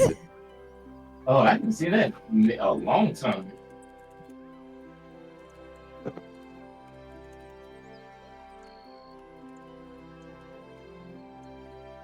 Charger? So unless there's anything you want to talk with Blinsky about, we can move on to the next group. Yeah, I just wanted to get the action figures. All right. So Raul and Antonius, you walk into the church, and things seem to be going as normal. However, as you walk in, let's see, what one is this number? Father Lucian stops you for a second. Oh, thank goodness you're here. I have a bit of a sensitive matter to discuss with your group, but I see not all of you are here. Oh no. Tell us anyway. We will yeah. convey the message. Well, let's come with me. He leads you to like an office that he has in the church and closes the door and lets out a sigh. So, I believe I explained this to one of your friends, but the church is consecrated by the bones of Saint Andrel. His bones have been stolen from underneath the church. This place is no longer consecrated until those bones are found, and I would like to hire your group to find them.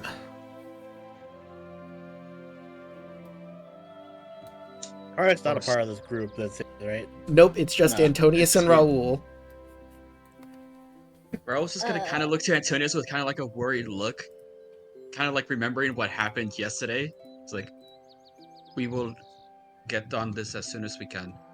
Right, is there anything you would like to ask me? I mean, I've been here. I'm gonna look at Raul and be like, you got the nose for it, right? Yeah, I can help find those bones, but I had to ask, do you know where Irina is at? Her I think right now they're currently buying supplies in the market, but there are only a few people that know where the bones could have been. There's of course myself and one of our gravedigger, Milivosh. I mean, he's a bit temperamental, but he's always been a good lad.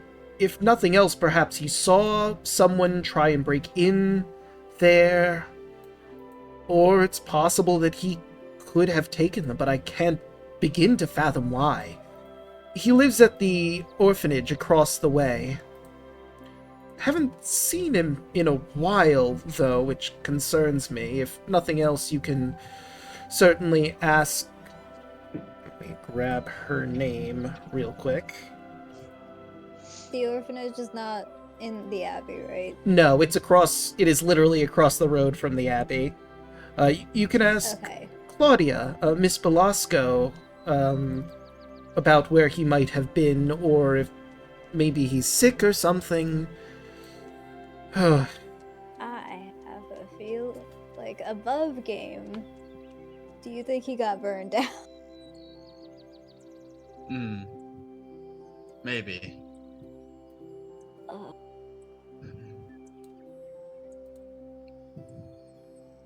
Alright, well, thank you for the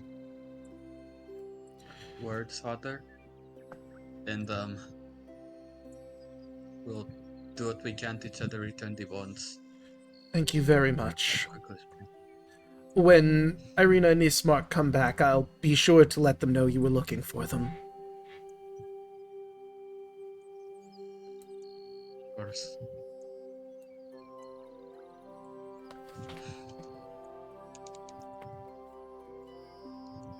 Carl's just gonna get up.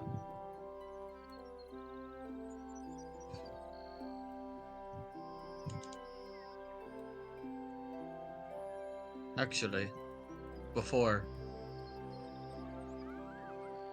can you take me to where the bones were located before? Yes, of course. I'm gonna try to get the scent trail. I had to be like. All right. Yeah. Let's see. I'm on. For reference, I will be on top of, like, grabbing onto behind Raoul, like on top of his shoulders type thing. So like the monkey. Yes, like Piccolo on Gadolf's back, on Blinsky's shoulder. Right, so Father Lucian takes you to the main altar. He, shoos anyone who's in the area out for the time being, saying that you're basically here just to help fix the altar being a little off on one end, because he wants to make sure as few people know where these bones were/are, so an event like this can't happen in the future. Once everyone's out of the room, he hits a little button on the side of the altar and it moves out of the way. He takes you down into a crypt that's underneath there, and sure enough, there's a casket that is wide open.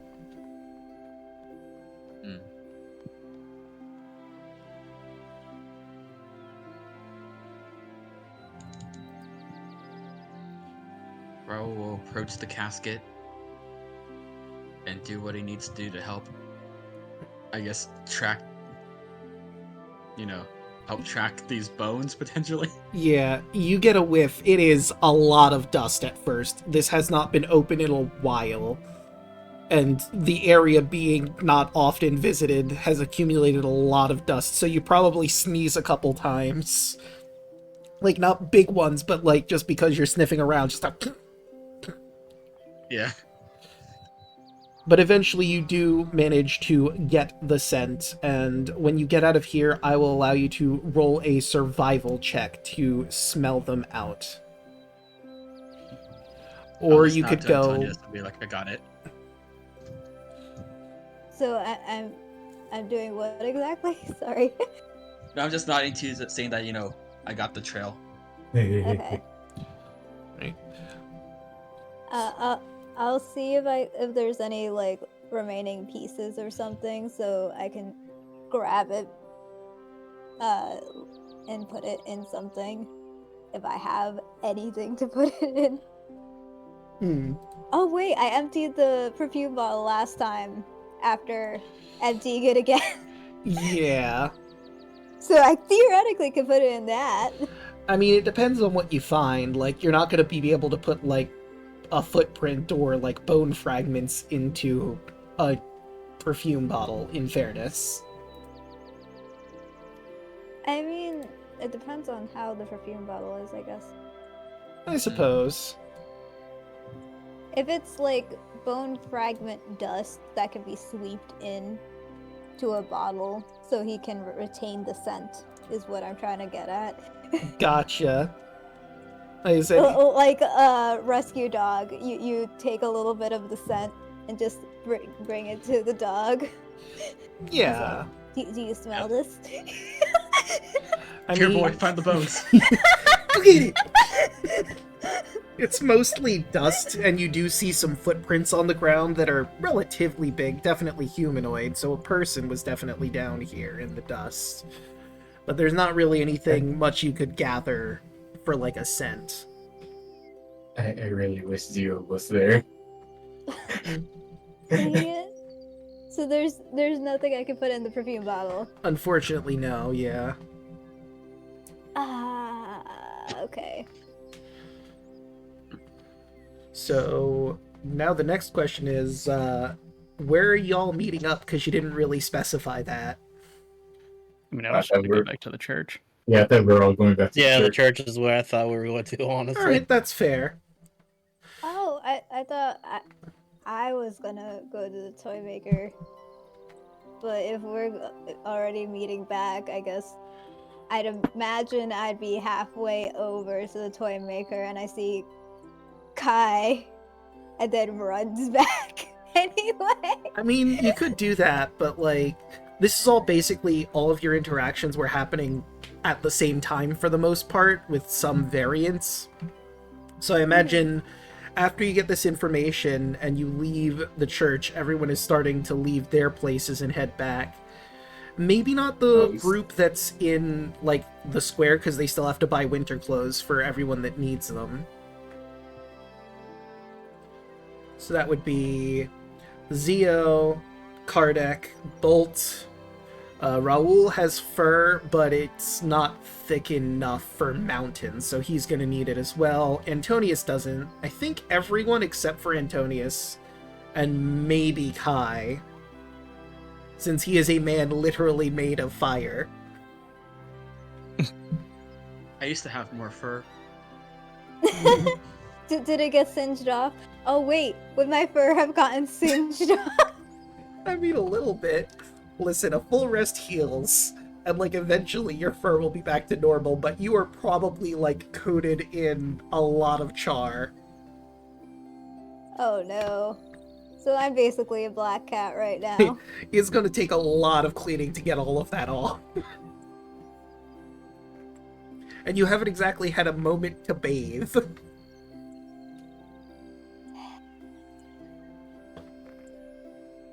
I should probably do that at some point. Mm.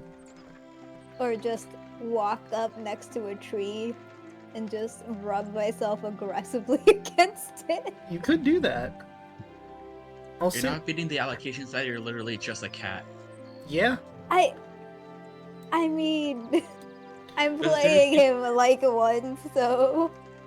Actually, another question I had, Kai, would you be heading back to the church, or since the group that's at the marketplace is closer, would you want to join them first, and then go to the church?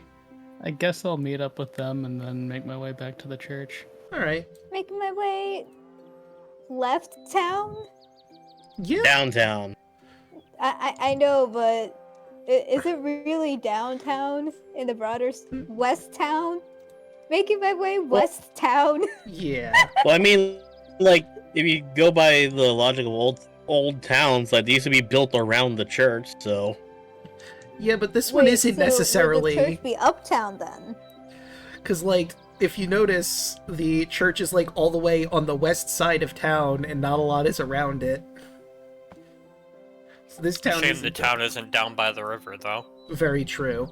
I mean, there's a lake if you go to the north, but no river. Down by the lake.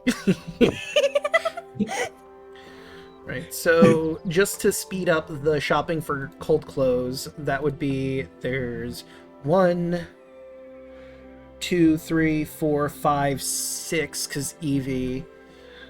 People need coats. Well, it's not just a coat, it's coat and gloves and scarf, possibly a furred cloak, woolen stockings, thick boots, etc. Cold clothes are 10 gold per person, so that would be 60 gold total to kit out everyone. We should Zero. also get healing potions.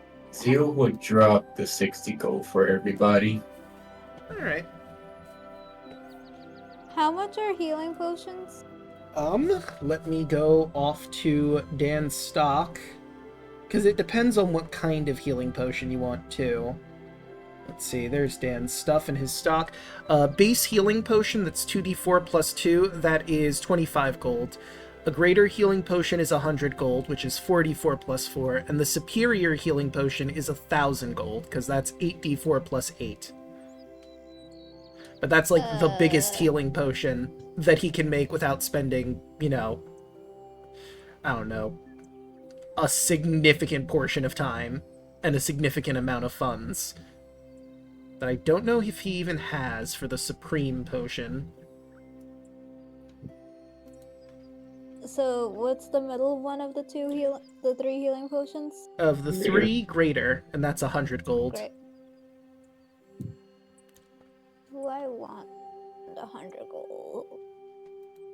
Oh, also related to me being downed and on fire last session. How are my clothes surviving? They are. They're very How are singed. anybody's clothes surviving now that we think about it? Yeah.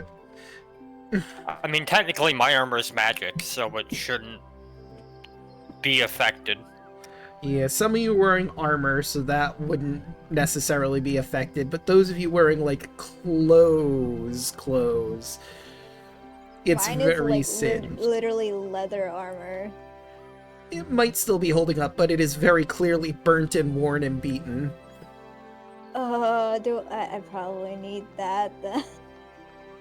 I can fix it. Yeah, it's like if Oh, only we have a yeah. blacksmith in the party. Oh yeah, you can fix it. If only we had a blacksmith and an artificer, both. If 'Cause I got- only. Only. I have smith tool proficiency and leatherworking tools proficiencies as well. But you do need the And materials, jewelers. don't you? Which means you would need leather. Ah, yeah. So you'd still need to buy something. And I don't know where you would get leather exactly. Because they don't... I mean, in all honesty, at the smith's place, he just picks up armor and weapons that adventurers that died had. For the most part. Oh! So you could probably find some leather armor at the smith's place. Look, they ain't using it anymore. And a man's gotta eat, so... How much for the leather? Let us see. Armor.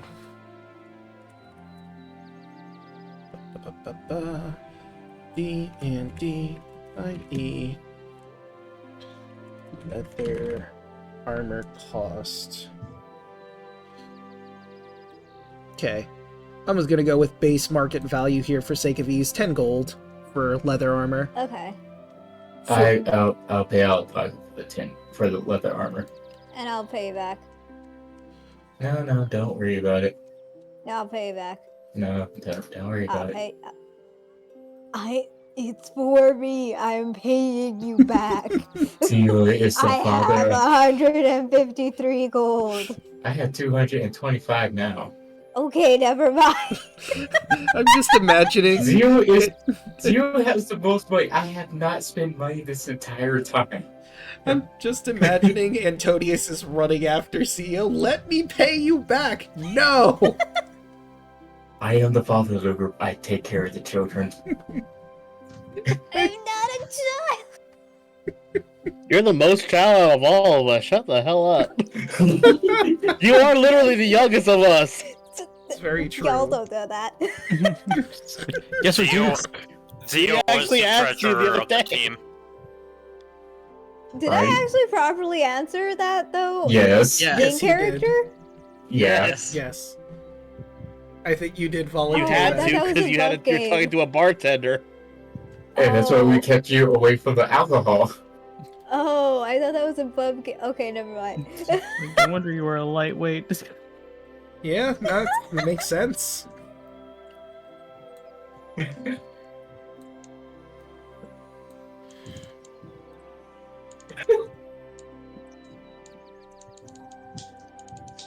So, I was gonna say the only thing I want to buy is one of the exclusive things, but that could be taken off, like, off to the side sometime. Yeah, like, that's another thing. Like, if you're going to buy something from Dan's shop, do we want to roleplay that out, considering the recent turn of events?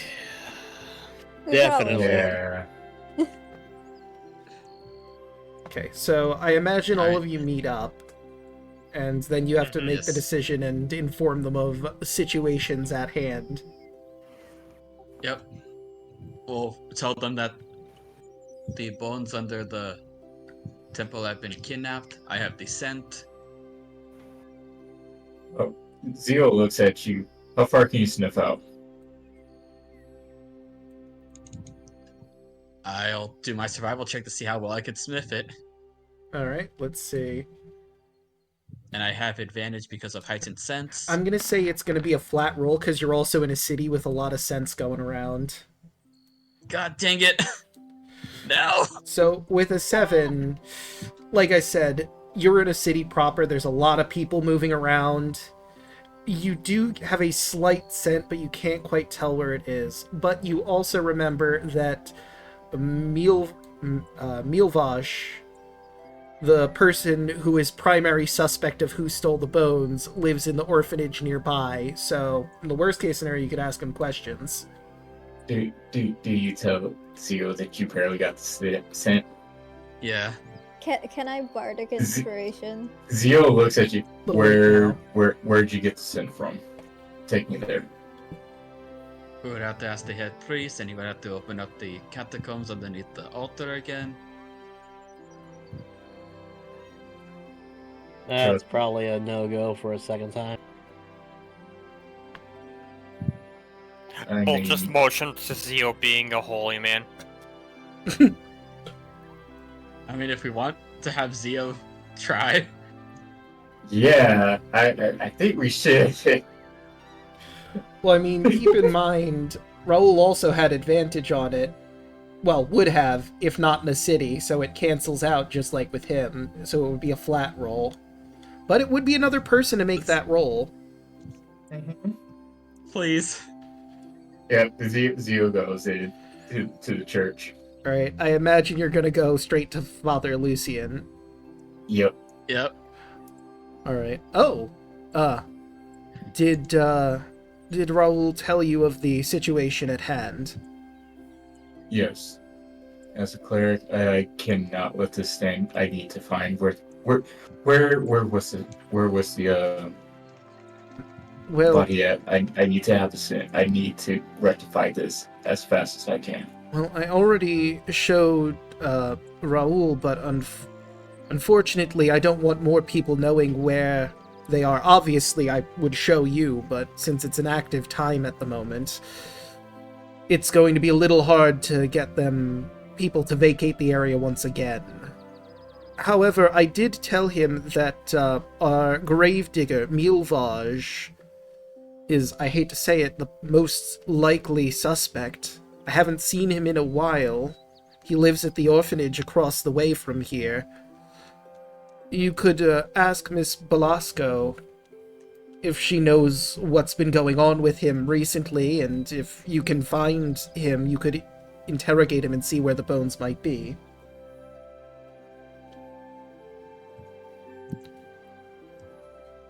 Or we could try to wait maybe later in the day, possibly in the evening, and you could get the scent then, when there's less people around. We could do that. Wait, where's Irina, actually? Oh, What's that role? she and Ismark went out to the market to buy some groceries. I'll let them know you were asking for them once they get back.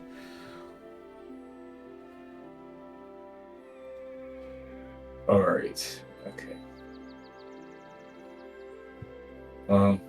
Let's head over. We can, if need be, we can go there later today, depending on time schedules. Alright, sounds like a plan. Great. Good luck. Roll, let's head over to the orphanage. Let's grab everybody. And Zio just walks out. Alright. Into the orphanage. Okay, and do I have a good song to swap to for the orphanage? Let's see. I might just keep the song that's playing right now, but I'm gonna check really quick. I guess it depends on how sad the orphanage is. Yeah. Is it like the orphanage from Skyrim? I mean, you'll just have to find out when you get there. Wait, did Alright. we leave those children here too? Wait. You sure wait. did. Wait, what? The children you saved from the windmill and the hags. which I forget if I mentioned it, but in the module it's called the Old Bone Grinder. Real subtle, isn't it? Wait, the windmill or the orphanage? The windmill. The orphanage is Oh. actually homebrew stuff. Oh. I was about to say, why would we send them there? We didn't read. If only you hit Yes. red, you fools! Joke's on you, I can't read. What are you? Joke's Andrews? on you. Right, so I will move you over to the orphanage. Wait, and how many of us would be able to read now that I'm thinking about it? I'm pretty sure all Arctic of was you. actually given formal training. His family made sure of that. Oh, hold on. I Let me swear, just like, yeah, like, if you have some weird, like, you know, backwards saying that Antonius is illiterate. No. Antonius would not be illiterate. I mean, he's a bard. He would have to have gone to bard college. There's no way he could be an illiterate bard. Don't worry, Bruce. Chat, there's your And challenge. Draco I know I has can read. Draco has been very consistent on his Baldur's Gate streams Mhm. on referencing that we were classmates at some point. Yep. Mm. Mythical. I think that's how it's pronounced. Dragonborn names are weird. Anyway, my bard from Baldur's Gate and Antonius went to college together. Neat. I mentioned it when he was drinking against that undead monster. Yep. Also, there's a character challenge. Make a bard that's illiterate. Oh. Before I read what you see here, this particular homebrew module is Fleshing Out Curse of Strahd, St. Andrew's Orphanage, written by Mandy Mod. You can see their name in the corner there of the map. Also, the map might be a little wonky, so because I couldn't get the grid to properly work, but I digress. The front hallway... Oh, sorry, go ahead. Is there two Zeos? You know, I think there Yep. is. There was that was the old token. Okay. Now I there thought is I got no rid more of that. two Zeos. Listen, that was just Zeo's doppelganger. Don't worry about it. It probably won't come up ever again. Probably. That was Uno. At some point, the doppelganger thing is gonna be like an actual plot thing, I swear.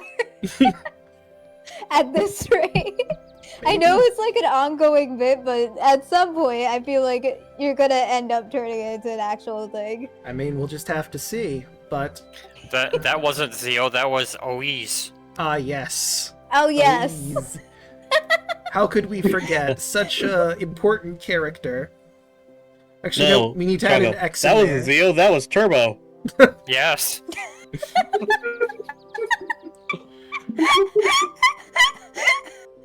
No, see, we have to add an X in there somewhere so it can be his nobody. Oh, true. Just replace the as Z with an X. There you go. I'm waiting for us to find our nobodies. Oh, no. Oh no. But, I mean, I'm technically one, kind of. but the store's taking a while to open. There is an actual D&D Humber class that is just a Heartless. Neat. I mean, technically, course, the the race Raoul. Shadow-Hearted is technically basically a half-heartless when you break it down, but I digress. You find your way at the orphanage, which I'm finding the module does not have a description of the outside for, so it's a quaint little building. It's definitely well taken care of. You came here originally to drop off some of the children at the Bone Grinder. You've seen it before, so you're not exactly new to the area. You met the headmistress here, Claudia Belasco. You know from when you met her before that the children don't particularly like her, but it's not like she's abusive or anything. It's that she's hard on them with the rules. And you know how children are with rules. She's the one taking care of them, so she is their scapegoat. It's nothing more than that, really, from what you picked up when you dropped the kids off here. She's one of those by-the-book types.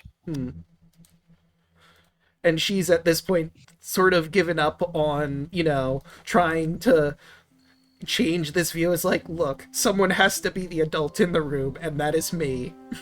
I am the adult in the room. I'm adulty. I need an adult. I am an adult. I need an adult. We are adults. Are you really? Fuck. But the door is unlocked, so if you want to walk on in, you of course can see through the windows here at the front. You can see some children are playing in like the big old living room they have over this way. And this first room you find yourselves in. The front hallway is wood-paneled and dimly lit. The wooden floors are old and worn, and the steps of the main staircase sag with age. There's a pile of children's shoes that lay on the western wall. If you'd like to take your shoes off, you certainly can. At the front door. What shoes? Fair. It'll take too long. Yeah. Mine's kind of bonded to me. I can't really take it off. I can just picture that. Oh, hold on, guys. I have to take off my shoes. Sits down with a lot of clanking and begins the whole process. Kids peek out doors. Kardec. See, I don't know what you guys are worried about. I never had to take off anything. Zio's head slowly turns. Of course, there are 2 doors on the western side that lead to the big old living room. Over this way is, I believe that would be Miss Belasco's office.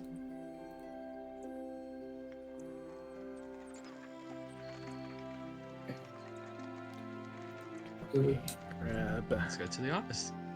Let's see. Let's go sweet. Oh, okay. So that's actually her bedroom and bathroom. Her office is down here. I'm sorry. This room down here is the office. That Running one's back. the bedroom. My mistake. Ooh. Right. You knock on the door. You wait a little bit, and she doesn't seem to answer. It's possible that maybe she's doing something somewhere else. Considering the time of day, she might just be making the kids lunch right now.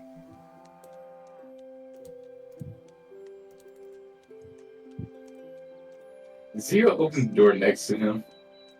Alright, and I will describe the room as you see it. I'm just trying to fix a door here. There we go. Okay, this is... Room 2. Scrolling on up. The orphanage's main living area features an old couch, a few mismatched stuffed chairs, chests crammed with old worn toys, 2 small dining tables surrounded by chairs. 3 young girls crowd around a dollhouse in the south of the room. An older boy paces the room with a toddler on each hip as he tries to soothe them. Another boy and girl are playing a game of tag and chase each other around the furniture. An older girl sits on the couch and reads aloud to 4 more gathered toddlers. The room is a den of chaos and noise. The door sort of muffled the noise, but now that it's open, it is immensely loud over here. You do recognize some of the children. Well, I don't know if you'd recognize them from sitting on the couch, but you would recognize that Bogan, one of the kid I believe you actually brought back to life, is sitting over here listening to the story. You would also know, let me see. Oh, I guess I didn't properly set it up, but there is the kitchen more to the north. There's another door to the north that leads outside to the backyard. Another bedroom is over here, and another bedroom over there. You're not sure who they belong to, but you were told when you first came in here and met with her. Actually, you probably just met at the office, so you might not know those rooms over there, what they are. Never mind, I retract that information. Although, admittedly, it's a little too late now. Zio walks in. I apparently need to adjust something that I made here, so ignore what you were probably about to see as I try to fix this up to the north. The kids seem to be busy playing. As you walk up, the ones from the windmill do notice you, and they run over and start to say hello. Swarming you, basically. How are you three doing today? We're doing great. We were hearing a story, and it was about this brave knight fighting a dragon. Oh, really? Was it scary? Nah, the heroes always win in the end, right? Yes, they do. Looks at the hard camera. Mmm. Yes. Yes, they do. Hey, we lived, didn't we? I call that a win. Right? Very true. I mean, win is very subjective when you think about it. But yeah, for the most part.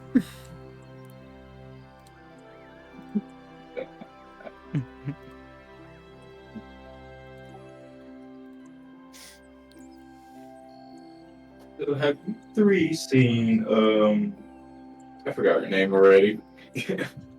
I will type it into the chat. Give me one moment. I have fixed the lighting now. Alright. Boop. Miss Belasco, the kids would refer to her as. Have you three seen Miss Belasco? Oh, I think she's in the kitchen over that way. Okay, we just came to go talk to her about the groundskeeper, actually. Oh, Milvaj? I hear he's sick. He has been for a few days. Oh, really? One knows with what. Apparently, Miss Belasco got him some potions from the potion shop, but they didn't seem to help all that much.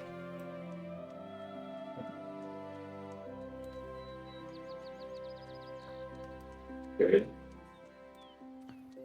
Maybe we can probably do something for him. Good. We're gonna go back to hearing the story.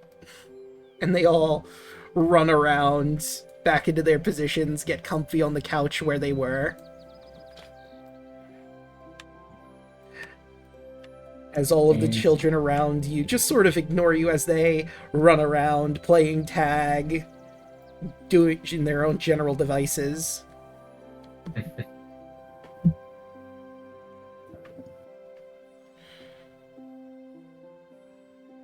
Zero Hi. smile. I join in with them. Oh, you're listening to the story smiles. too? Why not? Fair I enough. thought he was chasing the children. No, I think I feel Antonius like the is- children would be chasing me and I'd be running away. Oh, okay, you're Like an playing actual with the cat. children playing tag. And you want to join in, and one of them tags you, you're now it, as they run away from you. I jump on random furniture. Hey, watch it! Tag, you're it. Runs. Zero watches says, and he wonders why I call him a child. And tag! Oh, No, wait. I have a force field and you don't even know. Hello. Base! I'm at base! Couch is base! I'm invisible. You can't see me. Yes, exactly. Oh, when did you get here? Tag. You? And Zero starts making his way over to his kitchen. Alright. Kids.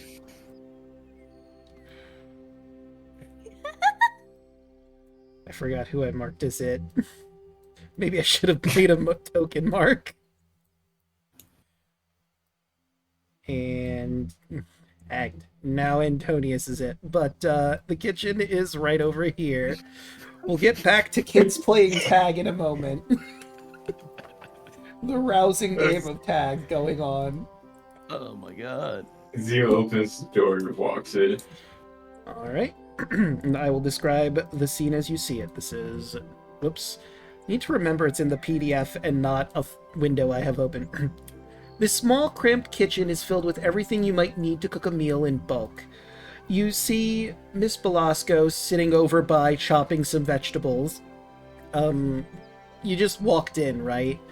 She'd probably hear the clank of your armor. Oh, hello. Did you have more children to give us, or are you looking to adopt today?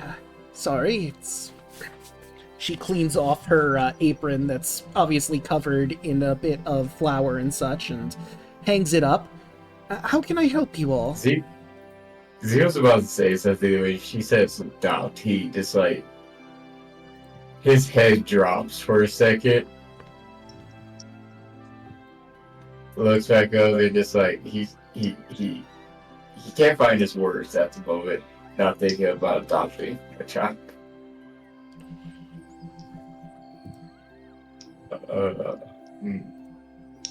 That's very in character of you.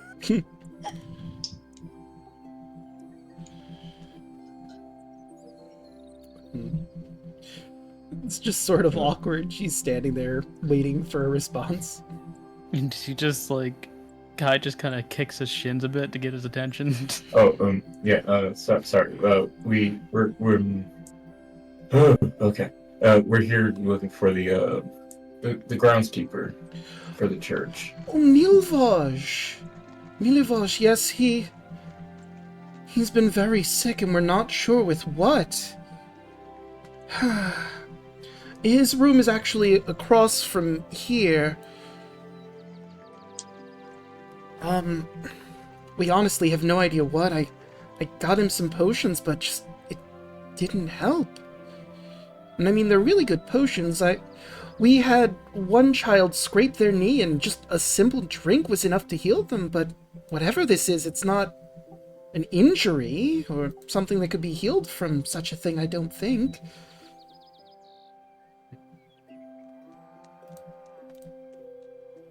Well, we can probably talk to him and see what we can find out. Good. We've had a string of bad luck recently here. What do you mean by that? Well, I've been looking into it. There's this thing with Milvaj, obviously, but unfortunately,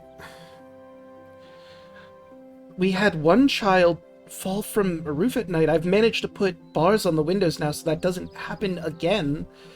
We have no idea what possibly could happen, but I don't want to sound crazy, but I don't expect it was him just falling out a window. I've been looking into some things. How long ago did this start happening? A couple days ago, I think? About around the time that we adopted an orphan, Felix.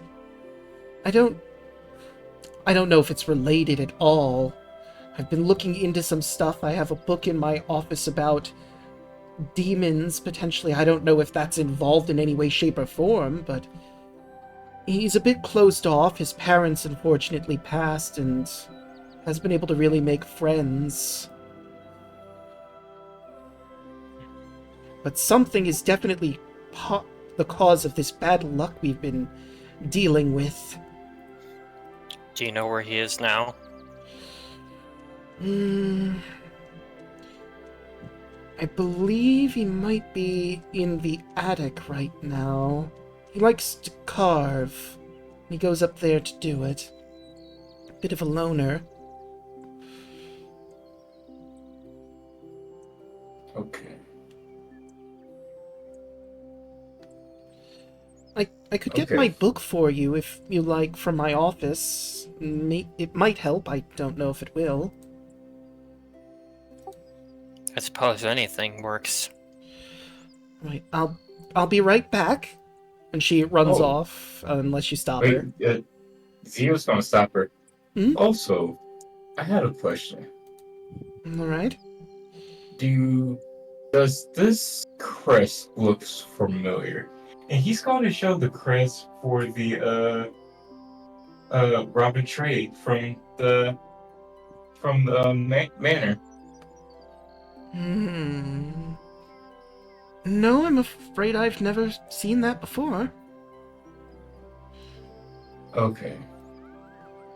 It was just a thought. Because I forgot about his descendants being here in Valaki. You hear, like, since you mentioned, the windows are barred, you hear scratches on and, like, claw marks against metal bars. So it's the upper windows that are barred. The lower ones don't necessarily need to. Like, if someone climbs out of a window on the ground floor, that's not gonna do anything. Oh, never mind. But anyway, you hear Antonius jumping on the drapes. Definitely not a child. Antonius feel literally like I'm gonna roll a strength check. He is going to grab you. What's the save? But, like I just want to, like he is going to like, as like his older brother instincts kick in, and he's just literally like nonplussed as he just grabs you. Would that be athletics versus acrobatics? Yes, I think so. So Cardiac- I have Either. to, Athletics or acrobatics. and then I roll Can I acrobatics. say it was the one with that or the advantage because he's considerably be stronger with it?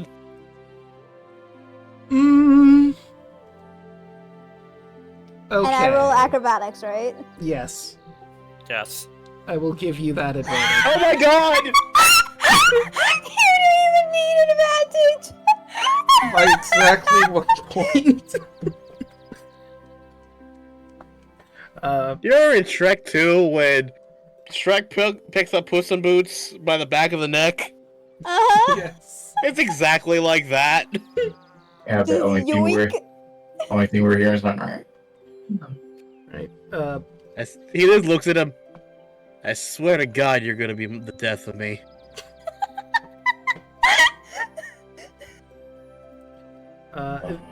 Eventually, Miss Belasco does come back. She has two different books, and she explains one. The two books are Toxic Parenting, The Hurtful Legacy of Corporal Punishment, and Beyond the Morning Lord's Sight. She explains that the Corporal Punishment one is, it seems as though some of the children have bruises that none of them know about, how they got them.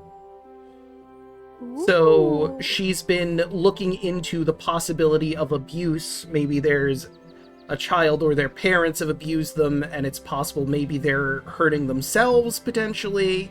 And that's why she got that book.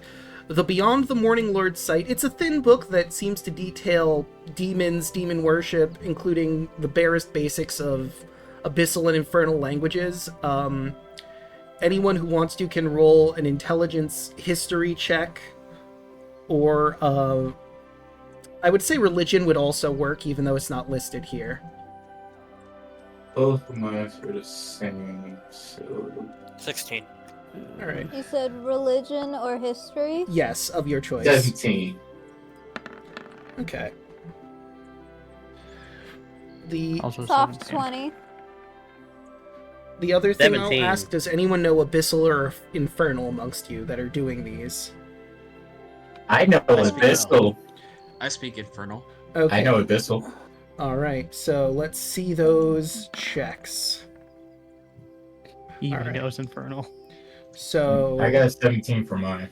okay, Heck yeah, and Evie. Let's go talk to Devils. so I guess Zio and Raul, anyone who knows Abyssal and Infernal, the check has been lowered to 12 from its original DC.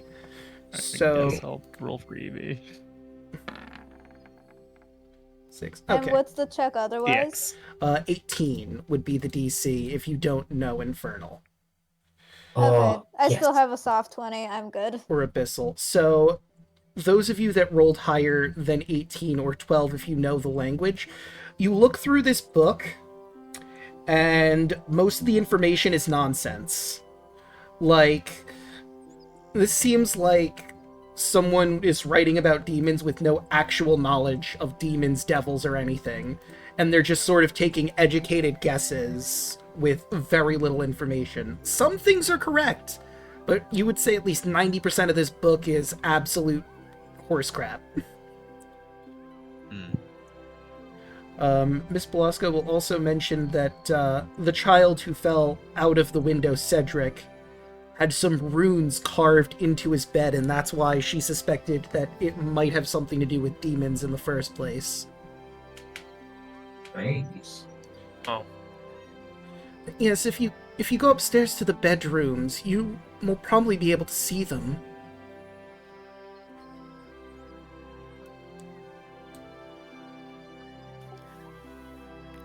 Well, what do we want to do? Do we want to split up? Some of us stay with the kid and the rest go upstairs. I say some of us go talk to the groundskeeper and some of us go check out the ruins. Probably read the runes. I probably could too.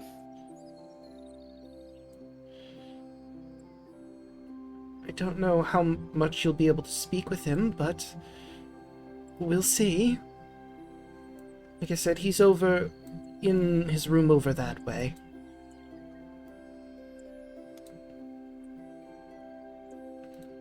So, the groundskeeper?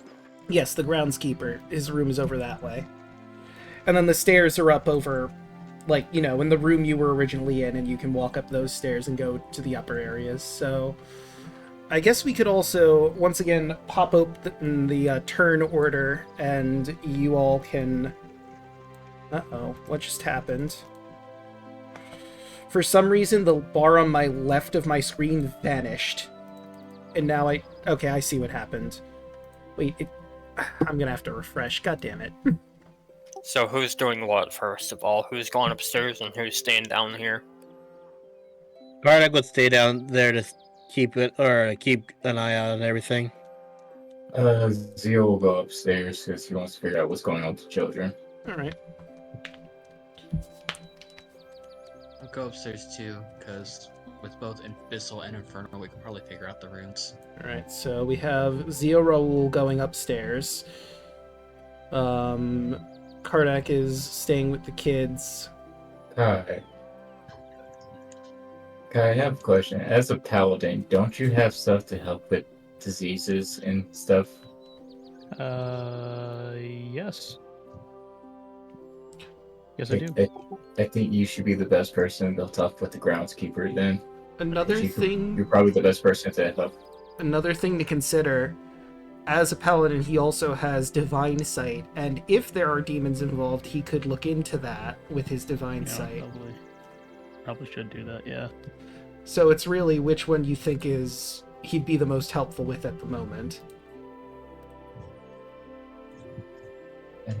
I am your holy Swiss Army knife. I mean, can't Raoul do it too? Well, a different version of it.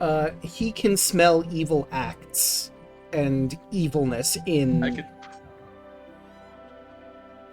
When we get there, I could smell if it's evil. I wonder these demon runes are evil. Yeah. Oh yeah, they got that evil stank on them. We also don't necessarily know if it's like demons because that's just us assuming because of the book. True. Mm-hmm. They got that nasty stank. Mm-hmm.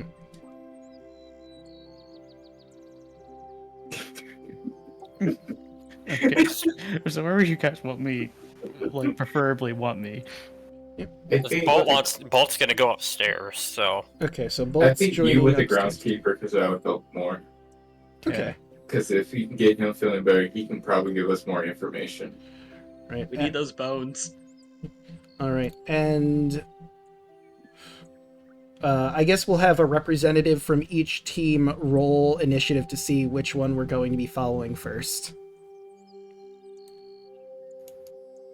So, Team Stairs. Who would like to roll for Team Stairs? Who's got the best decks? I have a 0. I got it too. I have a +4. Go for it, Catman. Oh. All Which team do you want to be in? Yeah, Yelling, that's up to you. Which team do you want to be part of? The interrogation team or the investigation team? Tell you this much. I'm downstairs and I'm fire, so do you want to stay with me or do you want us to go upstairs? I mean, right now the teams are pretty much even if you stay down Karnak- here. No, like the funnier thing is like in character, Kardak's still holding him. That's also true. You haven't set him You're down stuck. yet. I guess Abby or Antonius is going into the interrogation. It's like, Fire bad. Fire bad. So, Yeah. who's like rolling? Karnak was just gonna stay down here and basically like make sure the kids are all right because he has a bad feeling. All right. I mean, they seem to be happy in playing. I guess you could roll a perception check if you want to see if anything's out of place, and then Kai.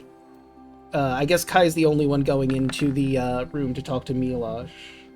Or Milaj. I got an 18. Okay, so we'll start with investigation or interrogation team. Where are you? Add turn. 18. So, from Kardak, I would like a perception check if you're just hanging out with the kids. That and was seeing his what's going on. perception check. Oh, I didn't see. Oh, that was perception. Said you wanted a perception check, so I did a Right. perception check. I also wanted initiative from your team to see who would, which one we'd be going first with. But I will give you Alright, what so your here's the perception initiative then. found. Okay. Okay, and that one. So upstairs team it is. But I will give you your perception check now. You look, and as Miss Velasco said, it does seem like the children seem to have like bruise marks around their wrists and legs. And they don't seem too bothered by it, so they're small. Like, it's not to the point where they're incredibly in pain about it. They're still playing just fine. But it's weird. They all seem to be in relatively the same places.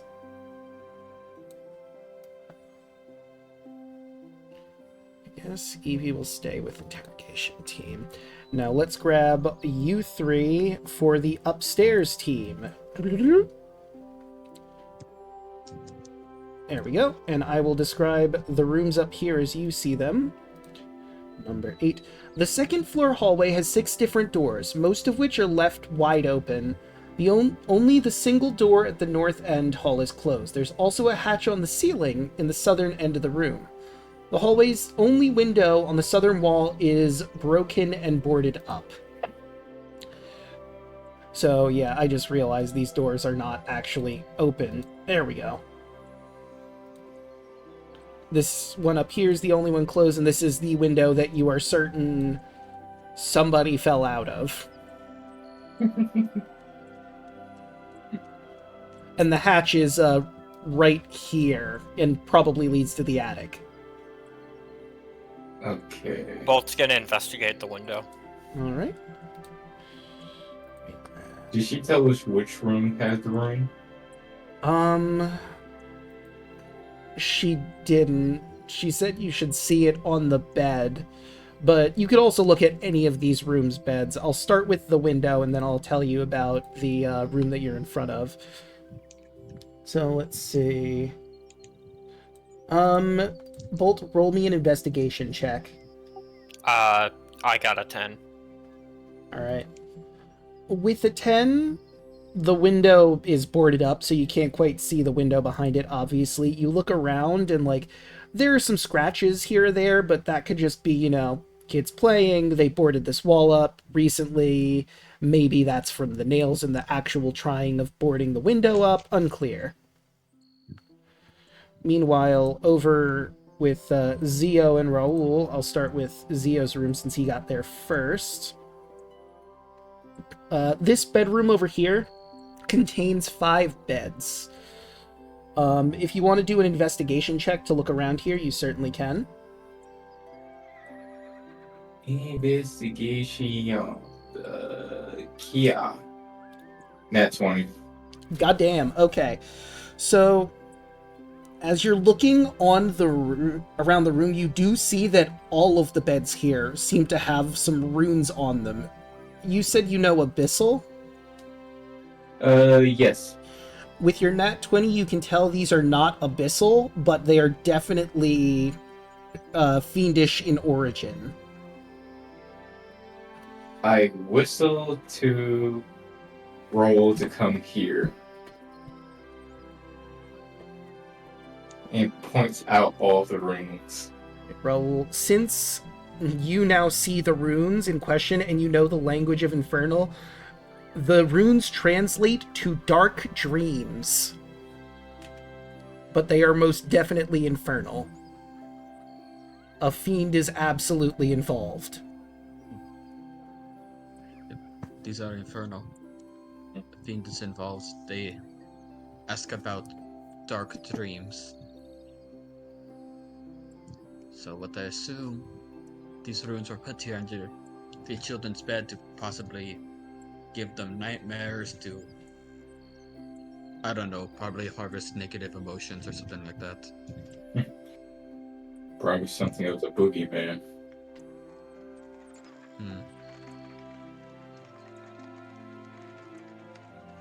So we know there is a double involved in this then. Or slow turns towards our old. Remember the captain of the guard in the arm? Yeah. And it disappeared. Do you think it may be connected? It might.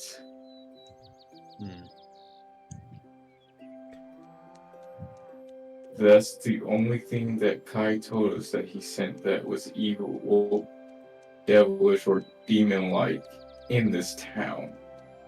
And it disappeared after we killed him. And we don't know where it went, so it makes sense. Well, from what I know about fiends, after you can't truly kill them. They usually just go back to either the abyss or the hells. But since this is Barovia and things cannot leave, that demonic presence may have just gone recycled somewhere else.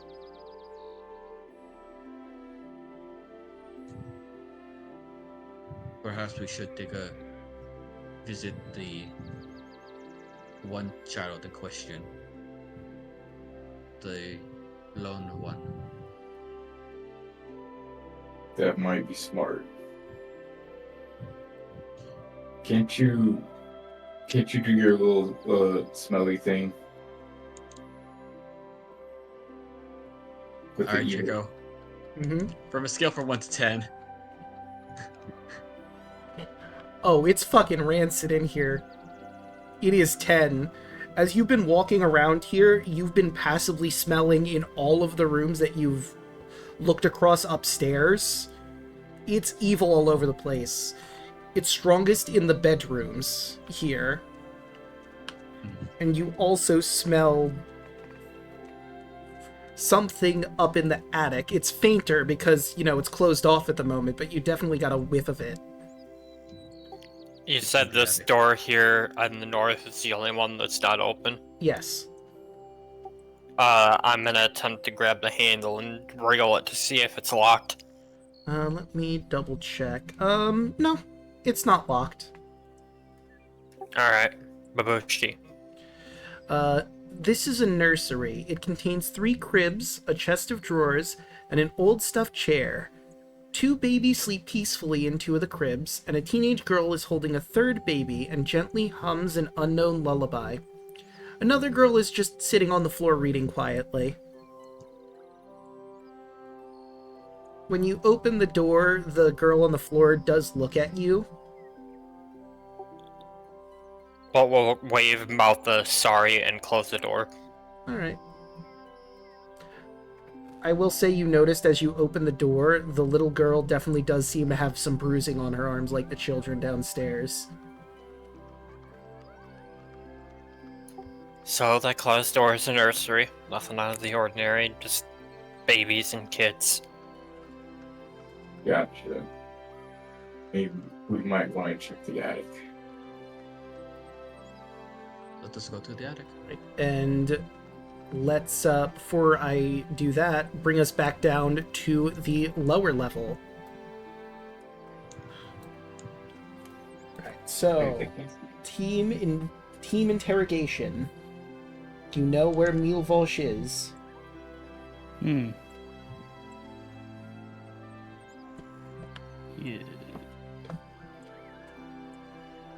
Over there? Alright. Right here? It's up here. Oh, whoops.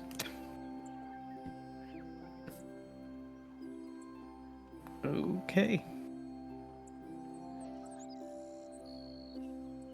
Before I even attempt to go in, I am going to do Divine Sense. Okay. Let me grab this, and you are right there. Room number 5. Let's see.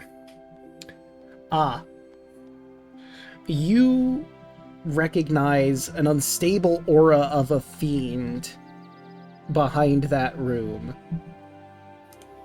So, if there was an actual presence in there, you would be able to concretely say there is a fiend in there. But the unstable aura indicates that a fiend is involved and some fiendish magic has been done. I'm gonna open the door. Right. This bedroom is sparsely furnished. The floors are covered with dirt, and an old shovel lies on the ground at the foot of the bed. A sickly young man sleeps fitfully. He is covered in sweat from fever, and his has blood mixed bile on his lips. His parlor is yellow and tinged a deadly pale.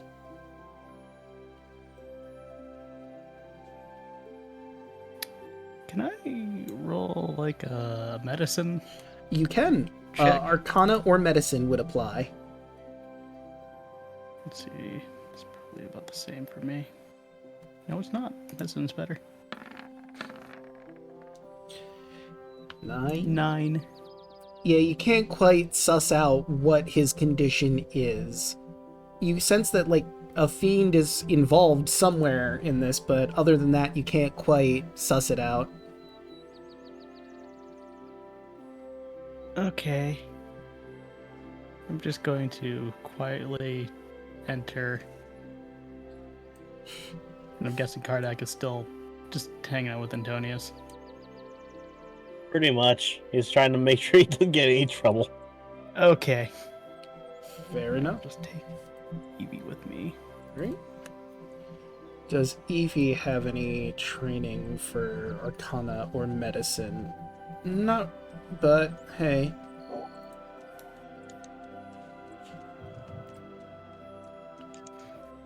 Probably wouldn't hurt for her to try. Yeah.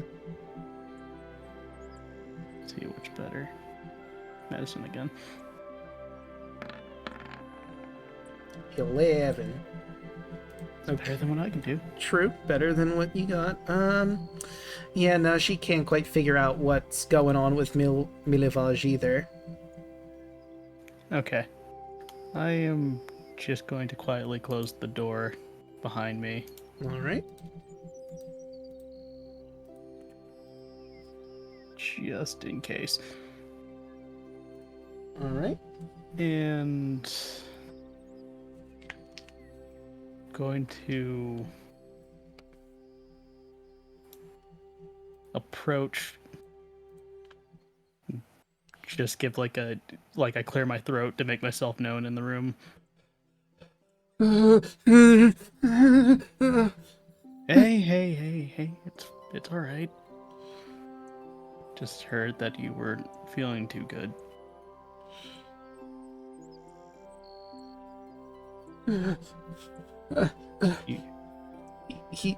He doesn't seem to really be responding to you. He seems to be caught in whatever dream he's stuck in right now.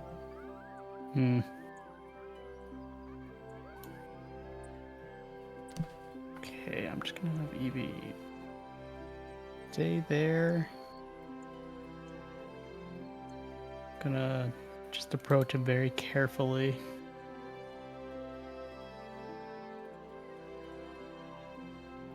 And I'm gonna expend 5 points in my lay on hands to try to neutralize a disease.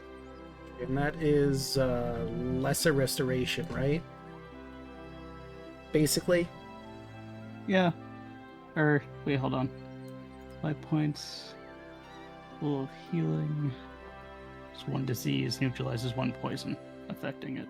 Okay, so it doesn't specifically say it is that spell. No, It just neutralizes diseases and poisons. Okay. So the light radiates from your hands as you cast Lay on Hands, but it doesn't seem to have any effect on him.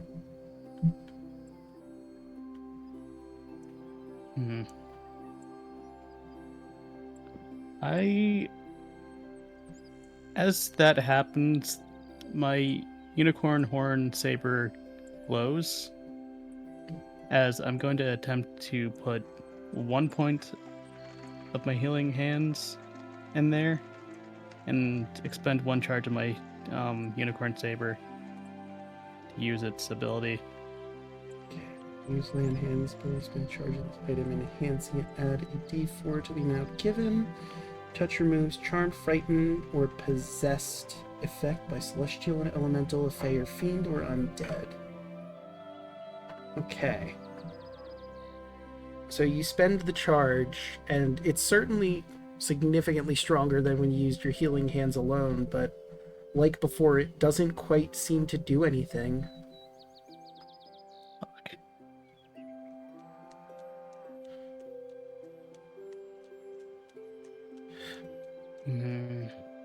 Maybe Zio might know something about this?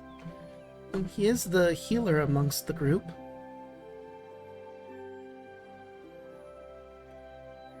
Well, whatever's happening to him, I can't fix it, so I'd probably be the best bet. Alright.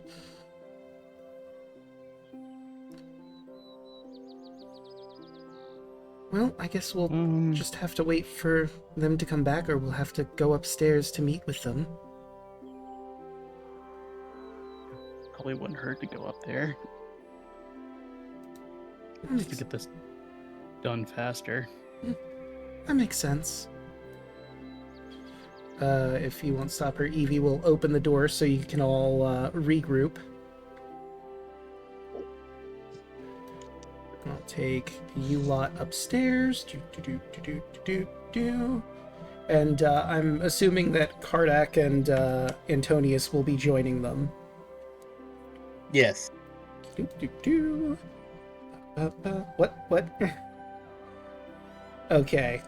I see what happened. I was moving you, and then yelling also moved their token. So it got confused and couldn't figure out who was going where.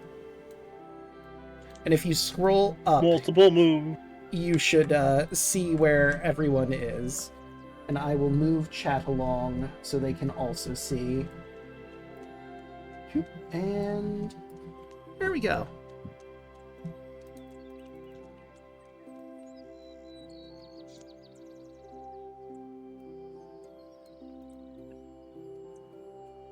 How are they looking down in the groundskeeper? If I'm being honest, I got a really It's an uneasy feeling.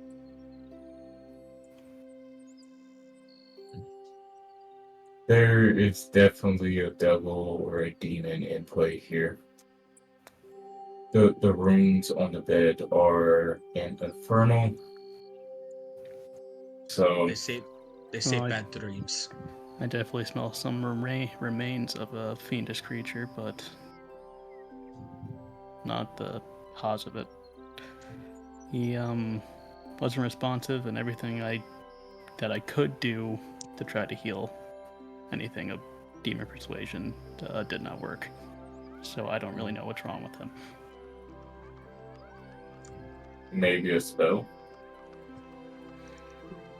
Maybe if Possibly. we describe the symptoms, maybe Zio could possibly figure it out? Sweating, kind of frantic and asleep. Mumbling.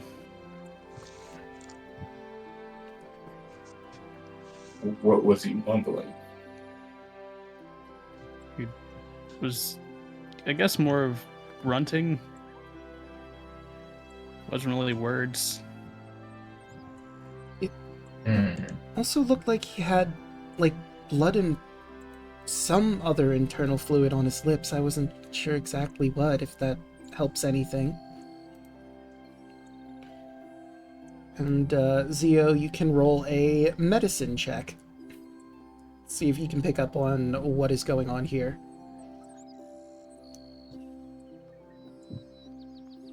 Okay. 13. You are 1 point under what you needed. Can I guidance myself? You know what? I think you should have said... I think you have to say that sooner, but I will allow it this time. Okay. Oops. Gonna say you still have inspiration. Oh yeah, you also have inspiration if you want to spend that. Mm-mm. I need that for special occasions. Fair enough. So 16. Alright. So, from how it's been described, it seems as though possibly a spell similar to Bestow Curse has been placed upon him. It's not the spell exactly, but it's similar to that. And likewise, no healing magic or potions will really have an effect on him outside of the Greater Restoration spell, or elimination of the fiend that caused this. Yeah, I don't got that. Sounds like something similar to a Bestow Curse.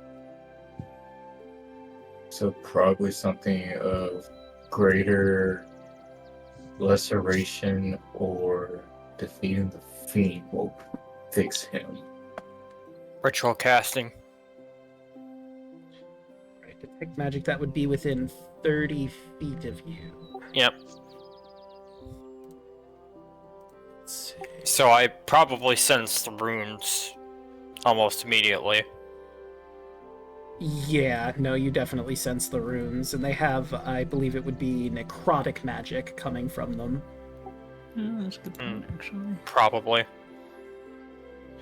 And since your divine sense is probably still kicking, Kai, and that's 60 feet including above you, you sense a fiendish presence in the attic. I should have came up here first. He points up to the attic. I sense Oh. something up there. Well, we were about to check up there.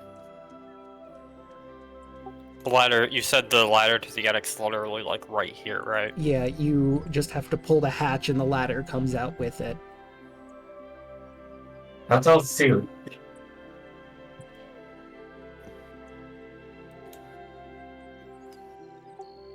Well, no time like the present.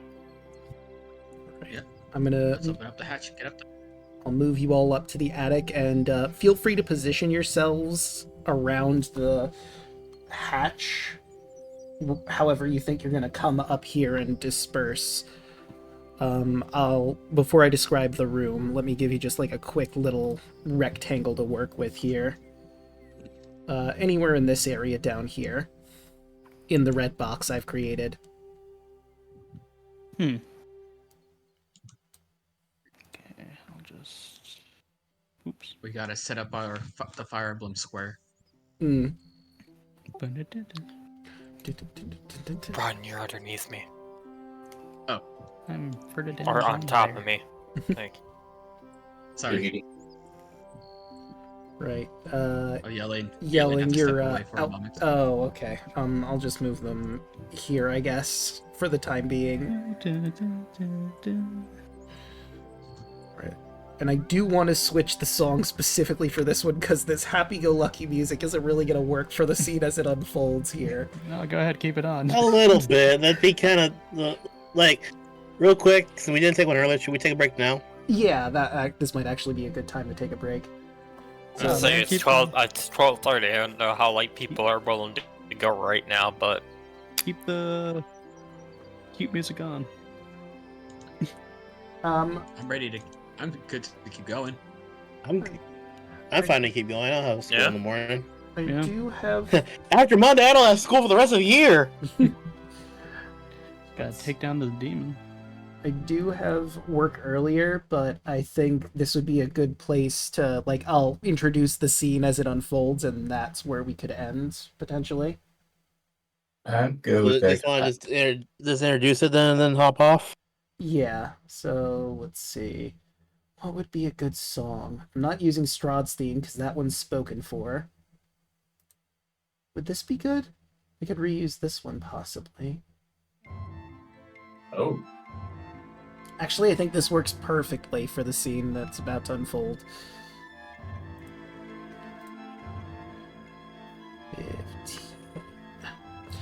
The attic is rather barren of furnishings, and otherwise choked with dust and cobwebs. There are a few random piles of clutter, but nothing of much significance. At the far end of the room, by the attic's only window, is a small boy sitting in a lone chair, silhouetted by the incoming light. He appears to have a kitchen knife, and you hear a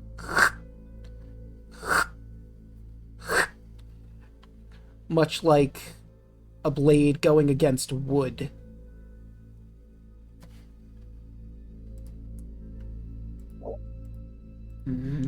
what you doing there? I'm whittling. Making a doll. Children like Raoul step dolls. I'll growl and speak up in Infernal. What are you doing here?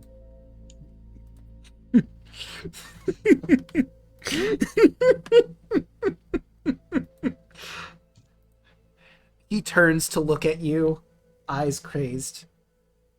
I see you've seen my handiwork then. Wonderful, isn't it? I'm trapped, is all, and I wish to break free.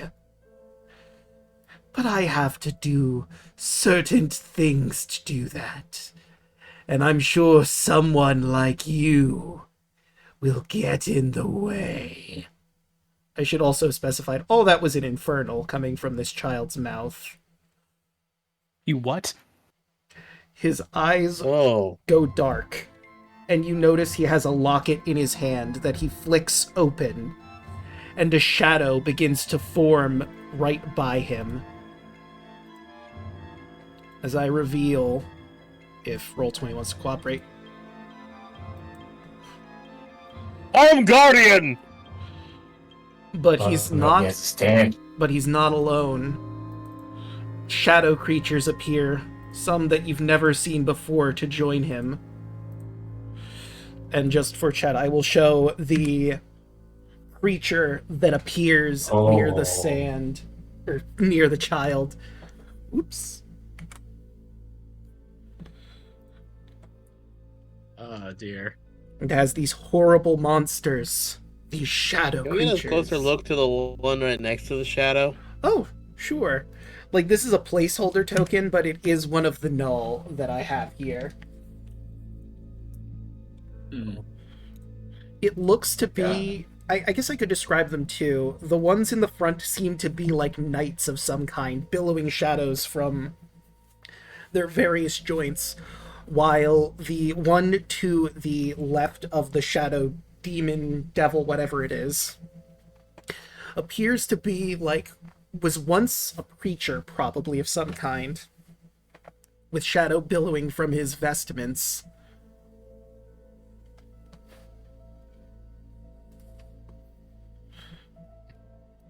But, with that, I think we'll end this here. In the next session, it's time to take on the cause of the orphanage's woes.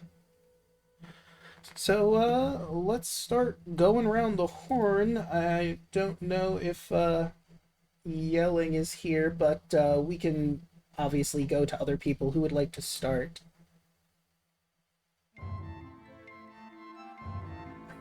I could go. Okie doke. The floor is yours. Hello, I'm Thanatos. I play Kai Vermilion here on Wednesdays, or usually party games sometimes with Draco. If we are not playing D&D. And tomorrow I will be with the Lost Knights, still in the dungeon of our D&D game, playing as Saul Rook, the Lichtenfolk Artificer. And that is it. Alright, who you sending it to? Roden. Hello there. I'm Broden or Broden. I play Raoul. I don't do anything else. I got nothing to plug, but you know what, since Yellen's not here right now, we'll plug their stuff. They do streams. Catch them whenever. If Draco could post a link for them, then... Oh, yes, let me go into here and do that real quick. Yelling. Bam. There you are. Yeah, that's it. How do you like tonight's session, since you don't really have anything to plug? Oh, it was fun. You know, we're just prepping for some stuff. Gotta, there's these weird, crazy kids that we gotta kill now. Yeah. You know, this one kid in particular. Yeah. You know, I'm really Here's the excited beautiful thing. we got to run this. Like, obviously because of your abilities, you were able to solve this mystery really quickly. Plus, Miss Belasco trusted you after bringing the kids here, so she was willing to tell you all this stuff that really sped run it. Listen, we're here on business. And Raul's grumpy. But I'll just pass it to next person in line, which I guess is Chaka. Hello. Imagine if we just didn't do this. Imagine if we just left this to stew while we headed up north. I mean, and just came back to Vlaki, and just all of a sudden the fiend is terrorizing the town. I mean, I could tell you basically what happened without spoiling too much. So, Milvaj would be the new host of this thing. And, like, right now, he's in a child. Imagine what he could do in a gravedigger's body, who is significantly stronger. Well, there each one charge. But anyway, hi, I'm Chocolate Zombie 101. You can find me on the social medias as Chocolate Zombie 101. I stream on Twitch. Usually you can find me on Thursdays streaming Baldur's Gate 3 with Hoshi and Draco. I also occasionally stream whatever I feel like. I just finished platinum trophying Astrobot. I want to do Ghost of Tsushima platinum trophy run. I've got the Dead Space remake as well up in the mix, and a lot of stuff that have want to finish on stream, like Infinite Wealth before the Pirate spinoff comes out next year. So there's a lot of stuff coming down that I want to do on stream. So stay tuned to my Twitch channel if you follow that. I also have a Ko-Fi. In the meantime, until I can get monetization on Twitch, if you want to support the stream and donate to the stream, you can do it on Ko-Fi, Choco Zombie 101. Outside of that, Wednesdays I'm usually here doing Curse of Strahd. Tuesdays, so this coming next Tuesday and every other Tuesday, you can find me, Daluna, Draco, and Hoshi over on twitch.tv/Burnout Vaughn for Face of Our Lives, our Wild Beyond the Witchlight campaign. We just pulled off a escape operation at a hag's place, so it's gonna be fun to see the aftermath of that. Also, earlier on Tuesdays, you can also find me and Daluna over on twitch.tv/TwitchAperson for Power Rangers Cyberstrike, our Power Rangers tabletop RPG. We're currently on a slight hiatus as we prepare for the next story arc. So follow our social medias and you'll get notified when we come back from hiatus. And that's pretty much all I got. Daluna. Hello, my name is Daluna13. Apologies for the utter failure that was trying to stream earlier. I guess the internet that we got is not up to stuff about that. I'll have to do more research. But until that point where I can stream again, you can find me on Blue Sky at Daluna13 or Daluna13. You can find me especially, I'm gonna plug these especially now, on TikTok and YouTube at Daluna13, where I post shorts. I actually did one about 2 days ago. That was pretty funny. Do give me a follow over there so you can see them, and we'll go from there. Anywhere else you would want to care to find me will be at Daluna13. Like Draco said, I will be here again next Wednesday, and then most likely, I believe next Tuesday is Phase of Our Lives on Burnout Vaughn's channel. Finally, I'm going to say, since we were off last week, hope you guys had a fantastic Thanksgiving for those who celebrate. Hope you ate a lot of food, had a lot of fun with your friends. Who's left? Me. Alright, you can go ahead. Hello, I am Royal Hoshi. You can find me on all social medias as Royal Hoshi. You can also follow me here on Twitch, man. I stream when I have the chance to at the moment. Tuesdays, you can find me, every other Tuesdays, you can find me on Burnout Vaughn's channel and playing, which along the, words. That's playing Witchlight. Wild Beyond the Witchlight. Yeah. That one. With, me, Draco, Chaco, and Daluna, and some other people. You can find me here on Wednesday playing Zeo, your favorite Minotaur dad.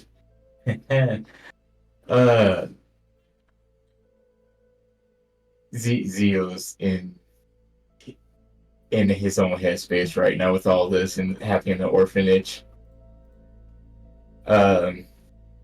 Thursdays you can find me, Draco, and Chaco playing Baldur's Gate 3 as we find and where we're supposed to be going next at what we're trying to do. Right now we're trying to save a kid from That's right. the Shadowlands to try and cure the curse on the cursed Shadowlands. Yeah, we're doing that next. Okay.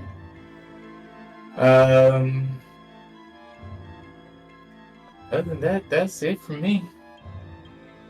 Alright, and I believe that only leaves me. Also, Hoshi, roll your initiative. Everyone else rolled initiative while we were doing this because I remembered. Should probably do that for next time. Oh. Hoshi and Kardak need to both roll. Ah, yes. Got it. We got a lot of 15s, I'm noticing. Well, a lot. We have like 2 15s and 2 3s, go figure. But hey, you've already found me here. I stream Monday, Tuesday, Wednesday, Thursday, Friday, and Saturdays. On Mondays, we play Persona 5 Royal. We've just finished Akumura's Palace, so all we have to do is wait for his heart to change. Although, what we as viewers and the player know is that the man in the black mask killed Akumura, so he's probably gonna die when his heart gets changed. So, yeah. Tuesdays, when we aren't over here doing party games, you can find us over, as previously mentioned, at Burnout Vaughn's for Phase of Our Lives. We just broke a bunch of kids out from forced labor in a hag's toy factory. And I think we're gonna go back to try and maybe save one of their pet pigs and also hopefully try to make progress with the hags. Killing them. There's more children there, too. Oh, and there's more children. Gotcha. A lot of child saving going on in D&D, I'm noticing now, suddenly.